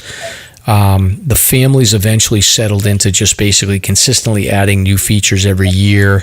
And even through the 1960s, they kept landing big entertainment acts, including Sonny and Cher Stomp. So they landed Sonny and Cher in 1965. They had signed them to play. They were an unknown act in 1965, but they had recently released a little song called "I Got You, Babe."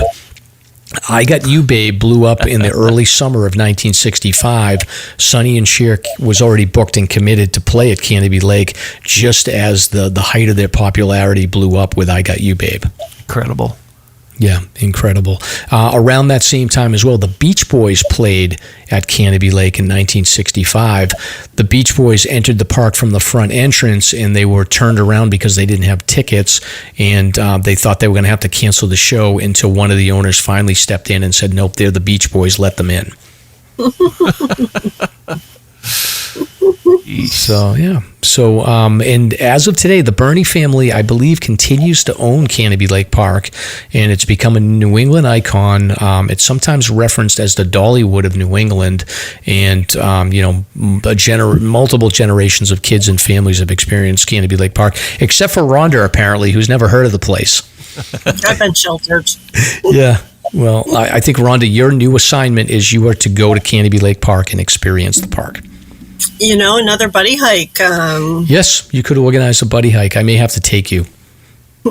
So, but Stomp, this is where I honed my skills of horrifying women back in the day when I was a young teenager trying to meet girls at the swimming pool and trying to meet them, in the arcade. And I repelled more young girls with my horrible personality than I can even count. Oh, that's hard to believe. They have the Turkish twist back then, Mike? Turkish twist, which is a ride, if you're not familiar with it. Essentially, you go into this cylinder and it spins around and you stick to the wall, and it was famous for people throwing up. Like, it was constantly closed because people were throwing up in the Turkish twist. I've done that one. You have done that, okay. Yeah, because I'm thinking that'd be a great first date ride. Out. Yes, the bottom drops down and you stick to the wall. So you also had to be careful. There's a sky ride, which is essentially a ski lift, and you have to be very careful because people spit on you as you're walking by. So that's a rite of passage for young Merrimack Valley hoodlums. Oh my goodness. Anyway, but that's the history of Canobie Lake Park. A little New Hampshire history there, Stomp. What do you think? It's pretty awesome. I had no clue. But it is like, it's one of the best places in the region to go to for amusements and just all kinds of stuff. And of course, we talked about recently the performers that mimic all these recent artists like Taylor Swift and One Direction. Oh yeah, and that's always phenomenal too.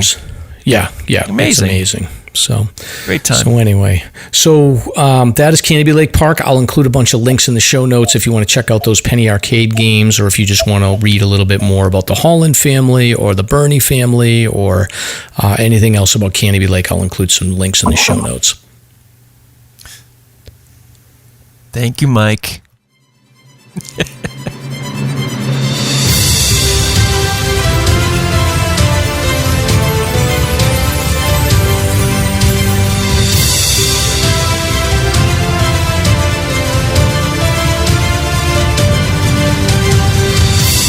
It's time for Slasher's Guest of the Week.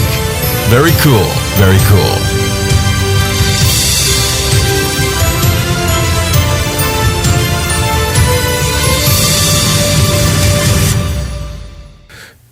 All right, Rhonda, this is your moment. This is your segment. Are you ready to go? I'm ready. Okay, you've been doing well, but then your stock dropped when you said you didn't know Canobie Lake, but your stock was up when you did the Carters. So we'll have to see what direction you go in.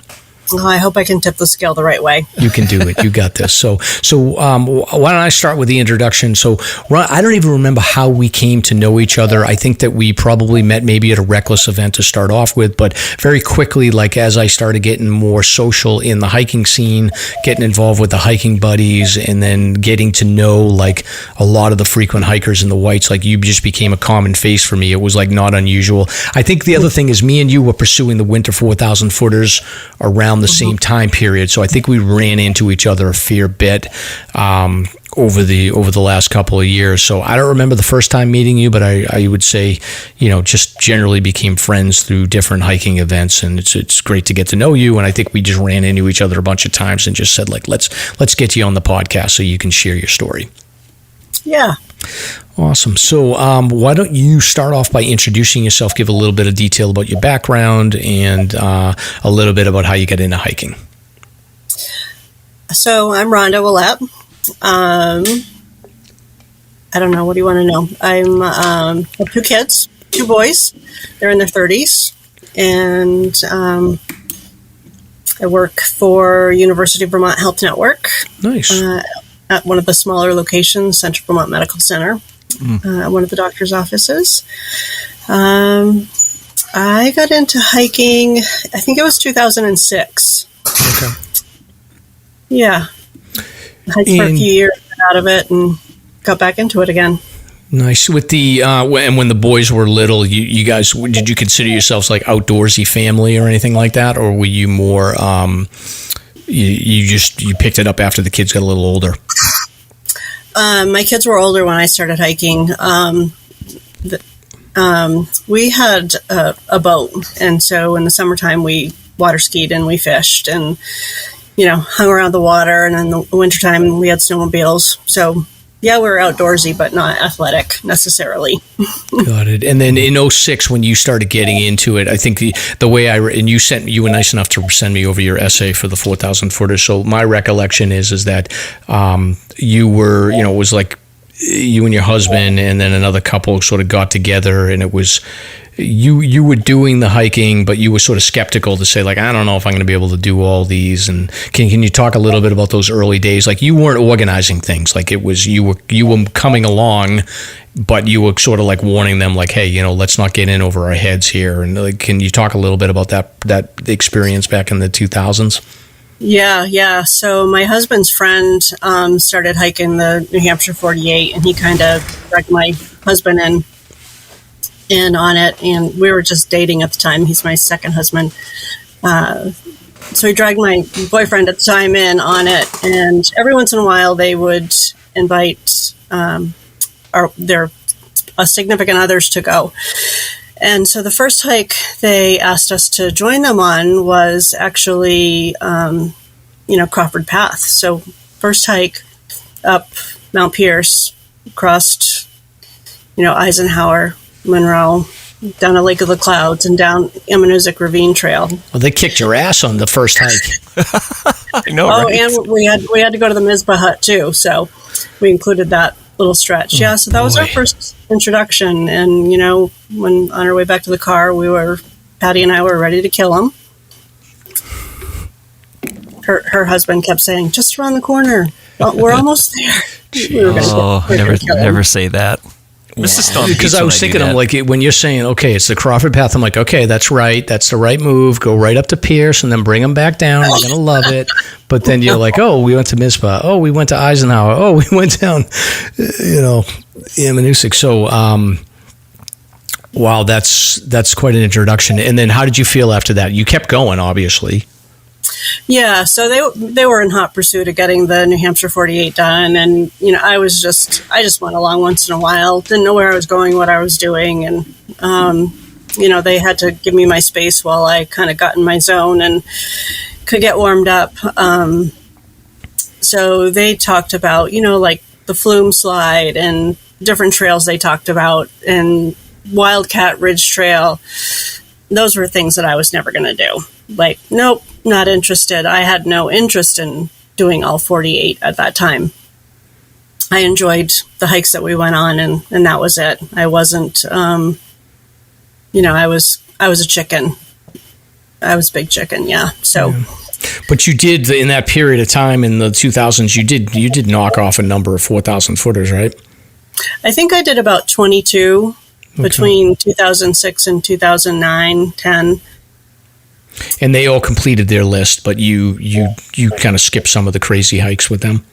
Yeah, I skipped the crazy stuff, and they went on and finished, my husband hasn't done Baxter, so he still has the 3 in Baxter to do, but other than that, they went on to do all the main peaks, and they did like crazy amount of peaks and miles in just a few days. So they got their bug, and then you sort of set it aside for a while. Like, how many years did you set it aside when they finished? Yeah, so basically they were all done their 48 and almost 67. And me and my husband, Andy, we just didn't, we only hiked in the summertime and stuff, and the next year we just didn't pick it back up again. You got the boat, so I get it. Like, if you're going to do the boat stuff, or you're near the water, then it's easy to say, like, oh, am I going to go hiking and get bit by bugs and all this other nonsense? Exactly. It's a struggle trying to balance the two things.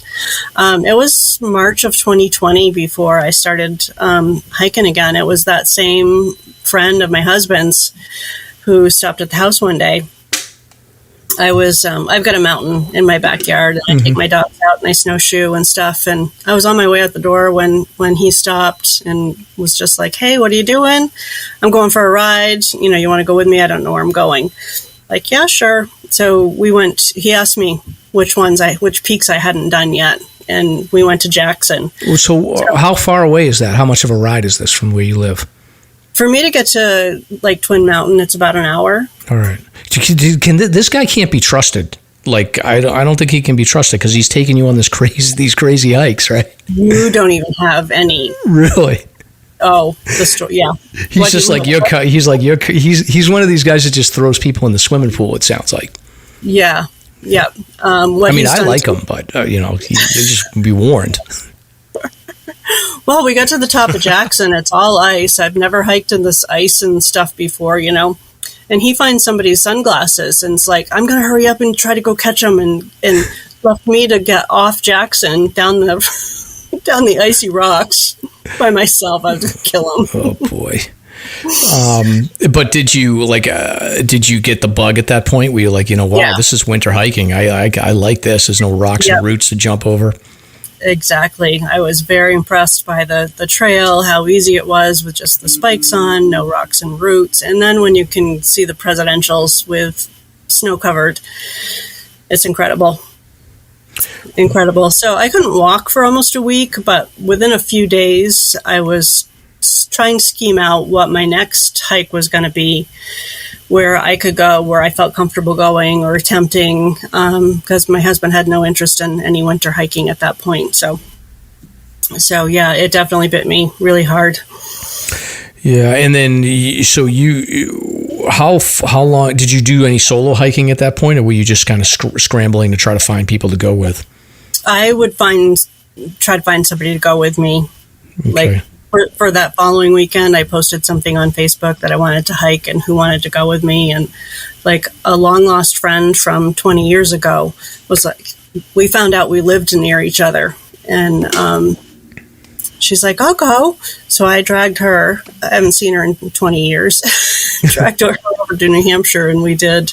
I wanted to do Tom and Field, but she wasn't having it. We did Tom and back down again. It was, another very bright blue sky day, very cold, but the views that you can see from Tom were amazing, just stunning. Got it. So here you are, you're in sort of winter, you want to go hiking now, you've got the bug, your husband's not interested, and you've got to figure out a strategy to say, like, and I'm assuming like hiking solo was not something you had any interest in doing? Not at that point. Okay. So before you got hooked up with the buddies, it was essentially just networking through your own group of friends to try to find people to go? Right. And of course, that was when COVID was just picking up. So I really was only able to get in 3 hikes that March, and New Hampshire pretty much shut down. So I had to come back to staying home and hiking and snowshoeing in my own playground over here. Got it. And then eventually, COVID ends, thank God. Or actually, it didn't end, but we at least we were able to go back into the mountains later on that year. Did you start summer hiking again, or were you just like, I'm going to focus on winter only? Well, winter was what I really fell in love with, but you can't just do that. You've got to condition for it. So summertime, we did the water stuff, and in the fall, things started to lighten up a little bit, and my husband did go over, and we did the Osceolas in September. So he has done a few of the hikes with me, probably out of, sympathy. Yeah. And at what point did you get connected with the hiking buddies? And can you talk a little bit about the progression around, some of the things you learned, some of the, good lessons, bad lessons with the group hiking and everything to do with the buddies? Yeah. So by this point, though, I had decided that I was going to work on my 48. I was going to do my 48. So I was just pecking them off a little bit at a time. I didn't get hooked up with, I think my friend mentioned hiking buddies to me. She's like, "My son's in this Facebook group, Hiking Buddies. You might really like it." And so I did what everybody does. I joined the group and I stalk them for, months on end and don't join anything and just watch. And just completely in awe of what these people are doing. And it came down to, it was May of 2021. I needed owl's head.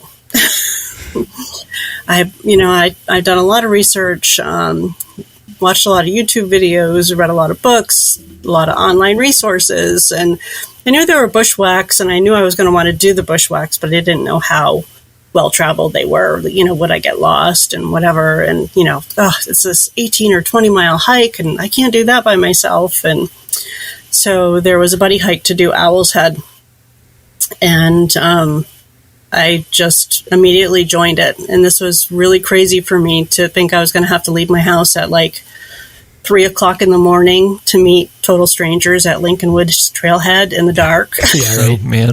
To do a 20 mile hike on a Tuesday. I had to take the day off. It was just a really insane kind of thought for me to do.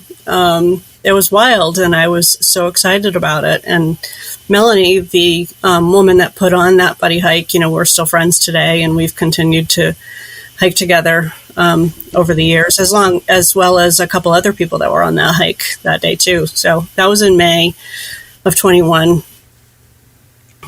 And I had the hard stuff left, like tri-pyramids and wildcats and Madison, Adams, Jefferson. So I really used the buddy hikes to get my list done. Got it. So you're collecting peaks, and then you're also collecting connections with all these new people. Eventually, you ended up getting a little crew, I think, of people that you started hiking with more frequently. Which that seems to tend to happen, right, with the hiking buddies. You do the buddy hikes, and then you meet people that you connect with, and then it's okay, well, I don't want to go with 10 people. I'm just going to go with some people I know already, and then it becomes you get your little crew. Yeah. Yep. At first, there was a handful of different people from the hiking buddies that we would just make our own connections and decide what to do, and not necessarily post hikes. And as you know, I was fortunate enough to become friends with Littlefoot and Mark and Kim Lesniewski. And they were amazing to hike with. Littlefoot's got a slower pace, which was perfect for me. Try to help me control sweating in the wintertime. Mm-hmm. And they're just so wonderful and giving and knowledgeable. So that's been my crew for quite a while. Yeah, and I've run into you guys out there quite a bit, and we definitely hit the greatest winter hike day I think I've ever remembered in my life when we did that Adams and Madison. You guys were up there.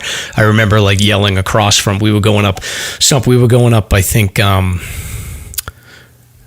we were up Star Lake, and then we could see them going up Madison. We would yell across from them, and we were like, "Oh, can you believe this day?" You could hear the sound carries right across, so we were like, "Oh, Littlefoot." Oh, that's cool. It was pretty cool. I got some good photos of that day. So yeah, that was a gorgeous day. Yeah, we met at the hut, right? Yes, we saw each other at the hut, and you had already done Madison, and we still had Madison to do, so we ended up seeing each other again over on Adams. Yes. Yeah, so fun day for sure. And then so eventually you move on. So you finish your 48, and then you moved on to the 67, and you went into Maine and Vermont to get the remaining 4,000 footers. So was Vermont easier for you? Were you closer to the Vermont summits? Actually, it's probably a longer drive for me to get to the Vermont peaks than it is New Hampshire. Okay. And I did the Vermont peaks back in the 2006 to 2009, 2010 time frame. Okay. I've done them all once. I've done Mansfield probably 3 times. I don't really have an interest to do them again. I love the whites. And yeah. What about Maine? I know Maine's always it's long drives and tough climbing there for sure. But did you find that Maine was pretty reasonable to get done? I did. It took me a long time to wrap my head around where they are and how far they are and which ones can you do together and which ones can't you do together. It was just I just couldn't wrap my head around it. I was trying to study the maps and do things because I had decided that the winter before, I'm like, okay, I'm going to work on my main peaks. I'm going to do this. And then in May of 23, somebody posted a buddy hike to do Saddleback and Horn on a weekend. And so I immediately signed up, and I'm like, this is great. This will get me up there. I don't have to really do much planning, just know where the trailhead is and show up. And I can get up there. I can do some research. I can scout around. And that was exactly what I needed to kick off my main expedition. Nice. Well, I got to get those done at some point. I'm just too lazy at this point. It was so easy for me to just go back into the whites and do things. So it's hard to get the motivation to just do the longer drives like that. Yeah. I think they're harder to wrap your head around too. So that you need to. That's a stumbling block too. Yeah. Just sit there. What about the gear? So your gear progression, did you over time get your gear dialed in where you feel like you're comfortable and you're pretty much established, or are you still tinkering around to figure out what works for you? I'm mostly established, I think. I'm always looking at new backpacks and trying to find the right backpack, but I think I've got it now. What do you use for backpack? In the wintertime or my backpacking, I have the Hyperlate Southwest, the bigger one. Yeah, 3,400 or whatever. Yeah, that's what, and then I've been looking at it for years. I don't know why I haven't gotten it. The Ultimate Direction Fast Pack. I think you have one too, right? We're twins. We get the same gear, Rhonda. Dialed in. So I got the 30. Yep. The Fast Pack 30. So that's what I'm using now. And I love the pockets in the front, and it's very comfortable. It fits good.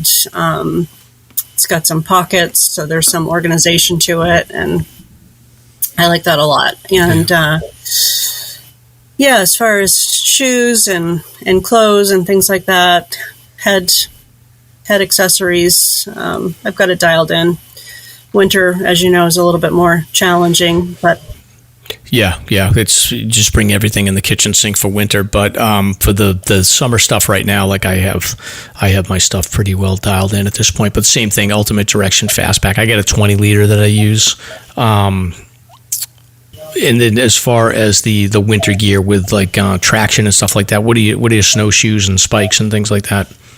Yeah, I use the Hill Sounds spikes, and I have the MSR Lightning Ascent for the snowshoes. Started out with tubs; those are fine. The binding wasn't all that comfortable on the ones I had. The BOA binding kind of pinched.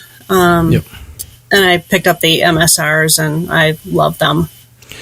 Yeah, they are. I like them as well. And then, so you're doing the summer grid, essentially. So you're doing 4 seasons grid. So that's how you're keeping it fresh. Is there anything else that you do? Any advice for people that have been there, done that, hiked a lot in the whites? How do you mix it up and keep some variety going? The lists keep me motivated. I love check marks. So list junkie. I love the list. Those keep me motivated. I love being over there. It's great for my mental health. So I'm over there every weekend. It's fun when you can show somebody places that they've never been before, like I mentioned with the Carters. I have a girlfriend from high school from near where I live that is working on she's chipping away on her 48, and she's at 16. So we're doing them together. We're not, she doesn't get over there anywhere near as much as I do, but a few times a year she's getting out there, and I just love showing her places that she's never been, and just knowing that our bodies can take us to these places is incredible. But yeah, I think that's the trick. Like, that's what I'm finding with my daughter. It's like, okay, you've done your list and all this stuff, and you've done a lot. But if you can just connect with someone else and just go along for their ride, then it stays fresh, because you're doing. If you're a list person and you like to check things off, then you can help somebody else check their boxes, and it's just as good to me. Yeah, it's very rewarding. Yeah, I kind of find myself like, I'm like, not that I'm taking Caroline's all the wind out of her sails, but I was like, sort of like, I'm looking at her list and saying like, all right, we got to get this. It's not my list, but I'm like, okay, I'm helping. Yeah, I'm ordering. It's fun. Yeah.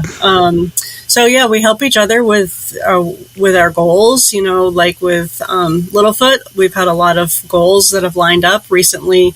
We're on different paths right now, but we're just helping each other and encouraging each other. Kim has been extremely helpful for me, because there was hikes that I was very nervous about, like Osceolas in the wintertime. I would not have done that alone. And rugged. She knew that. So we made sure to, I actually ended up doing Osceolas twice this winter, which was great. So how'd you approach it? No. Go ahead. How'd you approach it? Clockwise, counterclockwise? The Osceolas? Yeah. From... actually, I was going to say out and back, but it wasn't. We went from the Kank up the Greeley Ponds Trail. Okay. We would have done an out and back, but as steep as it is, we decided to traverse across. It's wild, huh? Yeah, both times we traversed it across, and then we had people waiting on the other end to pick us up. But very fortunately, we had really good snow conditions. There was no ice. It was snow. It was fairly packed, and the conditions were really good. But yeah. Oh, yeah. Osceolas is so interesting, because it's like one of the. I mean, I think East Osceola, no matter what, summer, winter, it's hard. But like, I do think like in the summer, it's like one of the easier 4,000 footers. If you go up the Osceola side, then go over and grab east, and then go back. But in the winter, like, that's one of the harder hikes and more dangerous hikes. Like, I remember going down East Osceola, and I was like, this may be it. Stomp. I started slipping. I was like, I may be all done. Yeah, that's no joke. Yeah, I've heard horror stories, and I didn't want to do it alone, and. Yeah, I get that. Yep. Now, what's the advice you have for people that are going to use the hiking buddies? And I know I've had Ben and Julie on it, a bunch of other folks on the buddies, but what is your take on, what makes a good leader? What makes picking the right hike, the right pace, all that fun stuff? What are your, I guess, rules of thumb when it comes to doing these group hikes with new people that you don't know? Yeah, well, I am constantly learning with that. When I post a hike, I've got goals that I'm trying to get here, but I also want people to be safe and knowledgeable. I like to post my pace. I enjoy a slower pace hike. I don't enjoy trying to keep up with people. So when I post a hike and I say it's slower, if they're faster, I don't feel bad. You signed up to do this. You can either go your own way or stick with us. So pace is probably one of the biggest issues. People also say, like, isolation for tomorrow. This is not the hike for you if it's your first 4K. But I'll say new hiking buddies are welcome. So, and then at the parking lot, I'm like, so this is a deal. We don't have to like stick together on top of each other, but we're going to stay together until we decide as a group that something's not working, and there's a fast pace, there's a slow pace. We decide as a group that something's going to happen. You don't just go off on your own, or we don't leave you behind. So that's kind of my spiel in the parking lot, to set everybody's expectations, and it usually goes well. But that's something I've learned over time. Yeah, no, that makes sense, and I think that aligns with like what I would assume plays out. I mean, I've hosted a couple of buddy hikes. Matter of fact, I want to get another one going soon. But no, all good advice. And then, Rhonda, what do you got planned for the future? Are you doing any backpacking? Are you going to just continue to pursue your seasonal grid, or what else you got planned? Yeah, I'm working on the seasons. I've got 4 for summer left, and I don't have any backpacking trips planned. Maybe in the fall. I've got my gear so where I can stay out in the 20s or 30 degrees. So I'd like to do some cooler backpacking trips, maybe at the shelters or something. Yep. Yeah. I don't have anything planned. But yeah, I'm filling in those grid sheets and checking off the seasons list. Yeah, so I think listeners, if you are out there hiking, definitely keep an eye out, because Rhonda seems to always seems to be around where I am. So my guess is that you'll see her out there. Stomp, anything I missed? Any questions for you? No, maybe listeners might be interested in getting a little behind the scenes hiking with Littlefoot, maybe briefly. What's that like? Oh, she's so fun. She's changed so much in the time that I've been hiking with her. She's gotten so strong, doing long days now, but she finds little things that we might not see, different mushrooms and different flora and things just that she sees and gets so excited about that we might miss. So to see things through her eyes is really fun. We play a lot of trail games on trail, searching games or naming things and stuff like that. We sing. She's just a joy to be around. The Song That Never Ends. You ever sing that one while you're going out to Owl's Head? No. You should try that one. It might be a bad idea, but look it up. Is that like 99 bottles of beer on the wall? It sure is. Yeah, but it never ends. So that could be a long day. We did Owl's Head together for winter in like February, and best Owl's Head trip ever. We bare-booted all the way out to the Brutus Bushwhack, put the snowshoes on, up and down, and bare-booted back out again. Best conditions ever. That's awesome. Excellent. All right, Rhonda. Well, thank you for joining us, and you can stick around where we do our search and rescue news here. Yep. So there was one tip I wanted to tell you about. Well, I thought you were going to ask me if I've learned anything from listening to your podcast. So, Rhonda, have you learned anything from listening to the SLASR podcast? I've learned a lot. Yeah.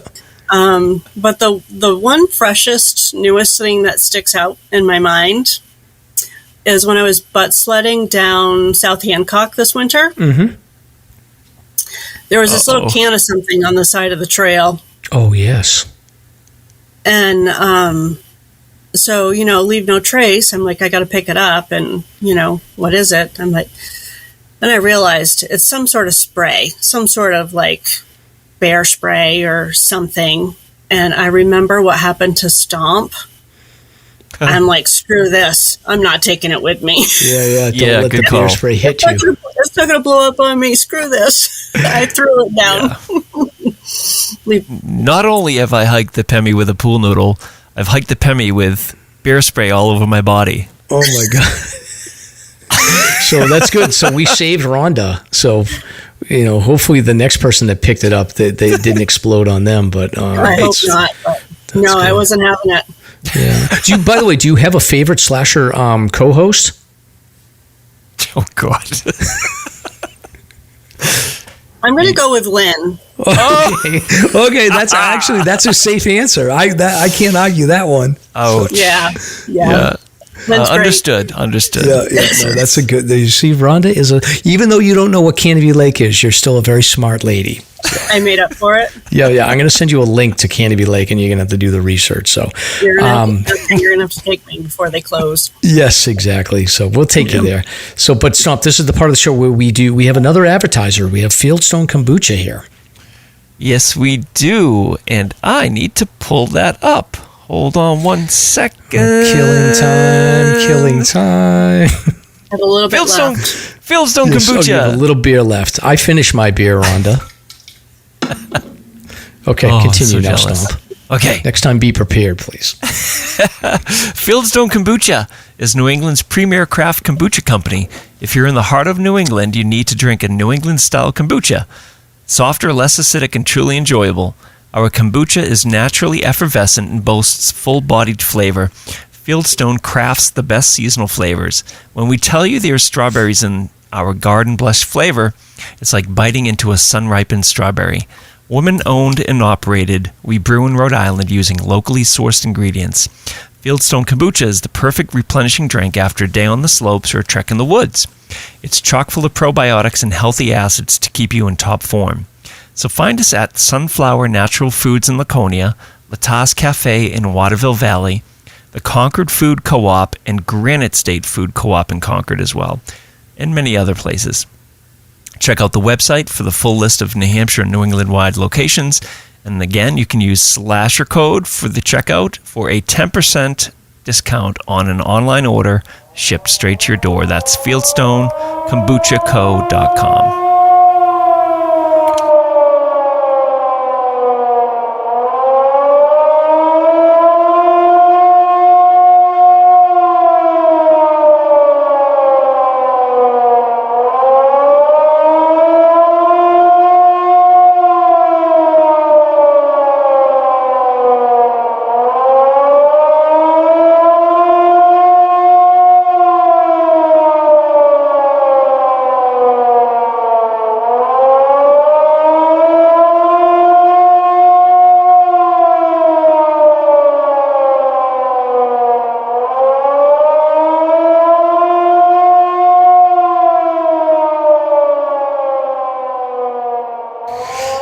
Very good, Stomp.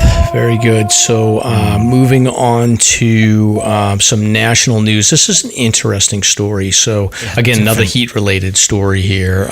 So a blind hiker and his dog were rescued after the man suffered heat exhaustion on an Oregon trail. So U.S. Coast Guard's North Bend air crew rescued a blind hiker and his dog as the owner faced heat exhaustion. According to a social media post on the Coast Guard's Pacific Northwest District, the 55-year-old man joined a friend for a hike in southwest Oregon on July 3rd or July 4th. The Coast Guard said the man initially showed signs of heat exhaustion on July 6th. Well, so I guess they were doing a backpacking trip. So his friend got concerned and left him to call first responders at Gold Beach because there's no cell connection. And apparently the Oregon Department of Emergency Development and the Josephine County Sheriff's Office worked alongside the Bureau of Land Management to arrange the legally blind hiker's rescue in the remote area. So a BLM ranger and sheriff began their search around 5 a.m. on Monday. So I don't know exactly what that date is. So I think the 4th of July was on a Thursday, so this would have been like Friday, Saturday, so he was like 5 days into it at this point. But they were able to locate him on that Monday morning around 9 a.m. at mile 9 of the Rogue River Trail. He couldn't walk and the terrain was too rough for a whale litter, so the Coast Guard deployed a rescue swimmer before hoisting the man and his dog, and then the two were transported to Grants Pass. So scary, his friend left to try to find help, but then they couldn't get back to him, so must have been scary as hell for the guy. He's blind, he's got his dog, he doesn't know where he's going, so that's crazy. Yeah, interesting they hoisted the dog. Wonder how that went. Oh. Yeah, it's a big dog too. In the picture, it looks like a big looks like a boxer pit bull mix. Yeah. I mean, dogs have to get used to helicopters just to begin with when they train for search and rescue. They try to expose them while the Black Hawk is landed, bring them into the thing while it's fired up. Just to throw a dog into a big machine like that is terrifying, probably for a pup. Yeah. So imagine like it's one of those dogs that like needs to be tranquilized because of fireworks or something. Oh, jeez. Yeah. So anyway, all right. So moving on to local here. This is interesting stuff. This is the second time I've noticed Fish and Game calls Kearsarge North Mount Kearsarge. So I have to do some research to figure out if that's the official name or not. I thought it was Kearsarge North. Let me see. Oh. Interesting. What they say is on Wednesday. Oh, wait a minute. This is from June, Stomp. Did you make a mistake on this one? No. I'm pretty certain that's recent. If I pull it up here, maybe it's an error. Looking at the Fish and Game website, it is posted. It's posted for July 11th. That's weird. So maybe they just did a typo for June. It's probably July 11th. So shortly after 4 p.m., Fish and Game was notified of a hiker that was injured on the Kearsarge North Trail on Mount Kearsarge. So it's a little weird to me, but I'll have to do some research on that. Hold on a minute. Yeah, I mean, they're saying that Lakes Region went out to this. Is it the one that's down by... It's North Conway. Yeah, it's off of Hurricane Mountain Road. Well, there's another one down south. Correct. I understand that, but this is in the... Kearsarge they're North. saying that it was on the Kearsarge North Trail on Mount Kearsarge. There's no Kearsarge North Trail on the Kearsarge that's down south. Gotcha. So it mentions Bartlett Jackson. Yeah, that's true too. Yeah, so it's got to be up there. So It's weird. I'll have to do some research to see if it's something I don't know, but I think this is a typo on the mountain name. But the hiker was a 20-year-old female from the UK. She was hiking with a group when she injured her ankle about 1.5 miles from the trailhead. So that's it's okay. I mean, it's still a pain in the neck. You're just hitting the ledges at that point because it's a 3.1 mile hike to get to the summit. So you're almost halfway through. You're just getting above the ledge. You're just getting to the ledges in that area. So it's a little bit of a haul to get back down. Group members applied first aid, but the injury did not allow her to make progress on her own. So a call comes in at 4:00.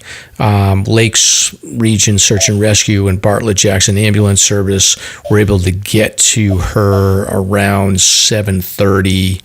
They really get to her before that, and she arrived back at the trailhead shortly before 7:30, and then she was driven to the scene by her own vehicle. So, it happens. It sounds like just an ankle injury. So she got a memory there. I saved a guy's life on Kearsarge North last summer, by the way, Stomp. Really? When? Was this when? It was last year. I saved his life. His shoe was falling apart, so I had to go into my... tie wraps? I had to get zip ties and duct tape. I basically saved the guy's life. Basically. And then the guy's telling me, he's like, well, I was a thru hiker. I did the Appalachian Trail, and I know he's trying to give me his resume, and I'm like, dude, I'm fixing your rotten old shoe with a zip tie and duct tape, so come on. So that's hilarious. I did not tell him that I have a podcast either. So sure you did. Anyway, so July, this is on 19 Mile Brook. So on Saturday, July 3rd. Wait a minute, Rhonda, weren't you guys on this trail on that day? Sunday. 19 Mile Brook? Yeah, we're there on Sunday. Oh, you were there Sunday. Okay, well, What? I was going to say you should have saved this guy. I know, I would have. Or heard this lady, yeah. I would have. Yeah. Okay. All right. Well, that's good to know. It's a lady, actually. So Saturday, July 13th, a Connecticut woman set out to hike 19 Mile Brook Trail. Her plan was to hike 19 Mile to Carter Dome and then grab Mount Height. After summiting Height, she hiked to Carter Dome and began to hike down the Carter Mariah Trail when she injured her leg on a steep terrain. Fish and Game was notified at 12:30 that day, and then Good Samaritans were able to help the injured hiker down the Carter Dome Trail to the AMC Carter Notch Hut. Oh my God, that must have been a fun hike down. Man. That's like a 0.3 of a mile, but it's steep. So it took almost 4 hours for the injured hiker to get there. The AMC hut crew provided a bunk for, again, this is another scenario where people bash the AMC, but then they're stepping in to help an injured hiker. So she stayed overnight. So she had an overnight. They were able to let her stay. In the early morning hours, Fish and Game contacted the injured hiker to figure out whether or not they'd have to have her help her out, and it was determined that a carryout was required to get the hiker down. So AMC members, conservation officers, and Androscoggin Valley Search and Rescue began staging around 9 o'clock at the trailhead. and the rescue team reached the injured hiker at around 10. So, Rhonda, you guys could have helped out. You were coming up the trail just as they were bringing her down. No kidding. Yeah, so you might have just missed it. Rescue team reached the trailhead at 2:35, and the hiker again was from Connecticut. The husband was at the trailhead waiting to drive her back to Connecticut. So all's well that ends well. I bet we got to that junction before they coming down from the hut. We didn't go to the hut. We took the Carter Dome Trail. Right. Yeah. So they were probably coming down as you were heading up there. Yeah. So, yeah. But I'm sure you guys would have dropped everything to help out. Of course. Yeah. Oh yeah. Of course. That point 3 is so notorious. I've done it a number of times. It's epic. Oh my God! Remember going up that Stomp when we did that winter hike in the blizzard? That was crazy. Yeah. Oh yeah, absolutely insane. It's gnarly. Yeah, in the winter, that trail is a challenge, to say the least. Yeah. Yeah. Wow. You know, my friend that took me to Jackson, so him and I hiked Carter Dome, and he said he'd wait for me at the next intersection, which was the Carter Dome Trail, and he didn't, and so he went left, and I went straight to the hut, and so I climbed that up by myself in January. What's his name? Joe? I got to meet this guy. He sounds like a character. Yep. So January, I hiked that inexperienced section alone. Oh boy! Well, friends don't let friends hike that section alone for sure. But we'll forgive him. So Stomp.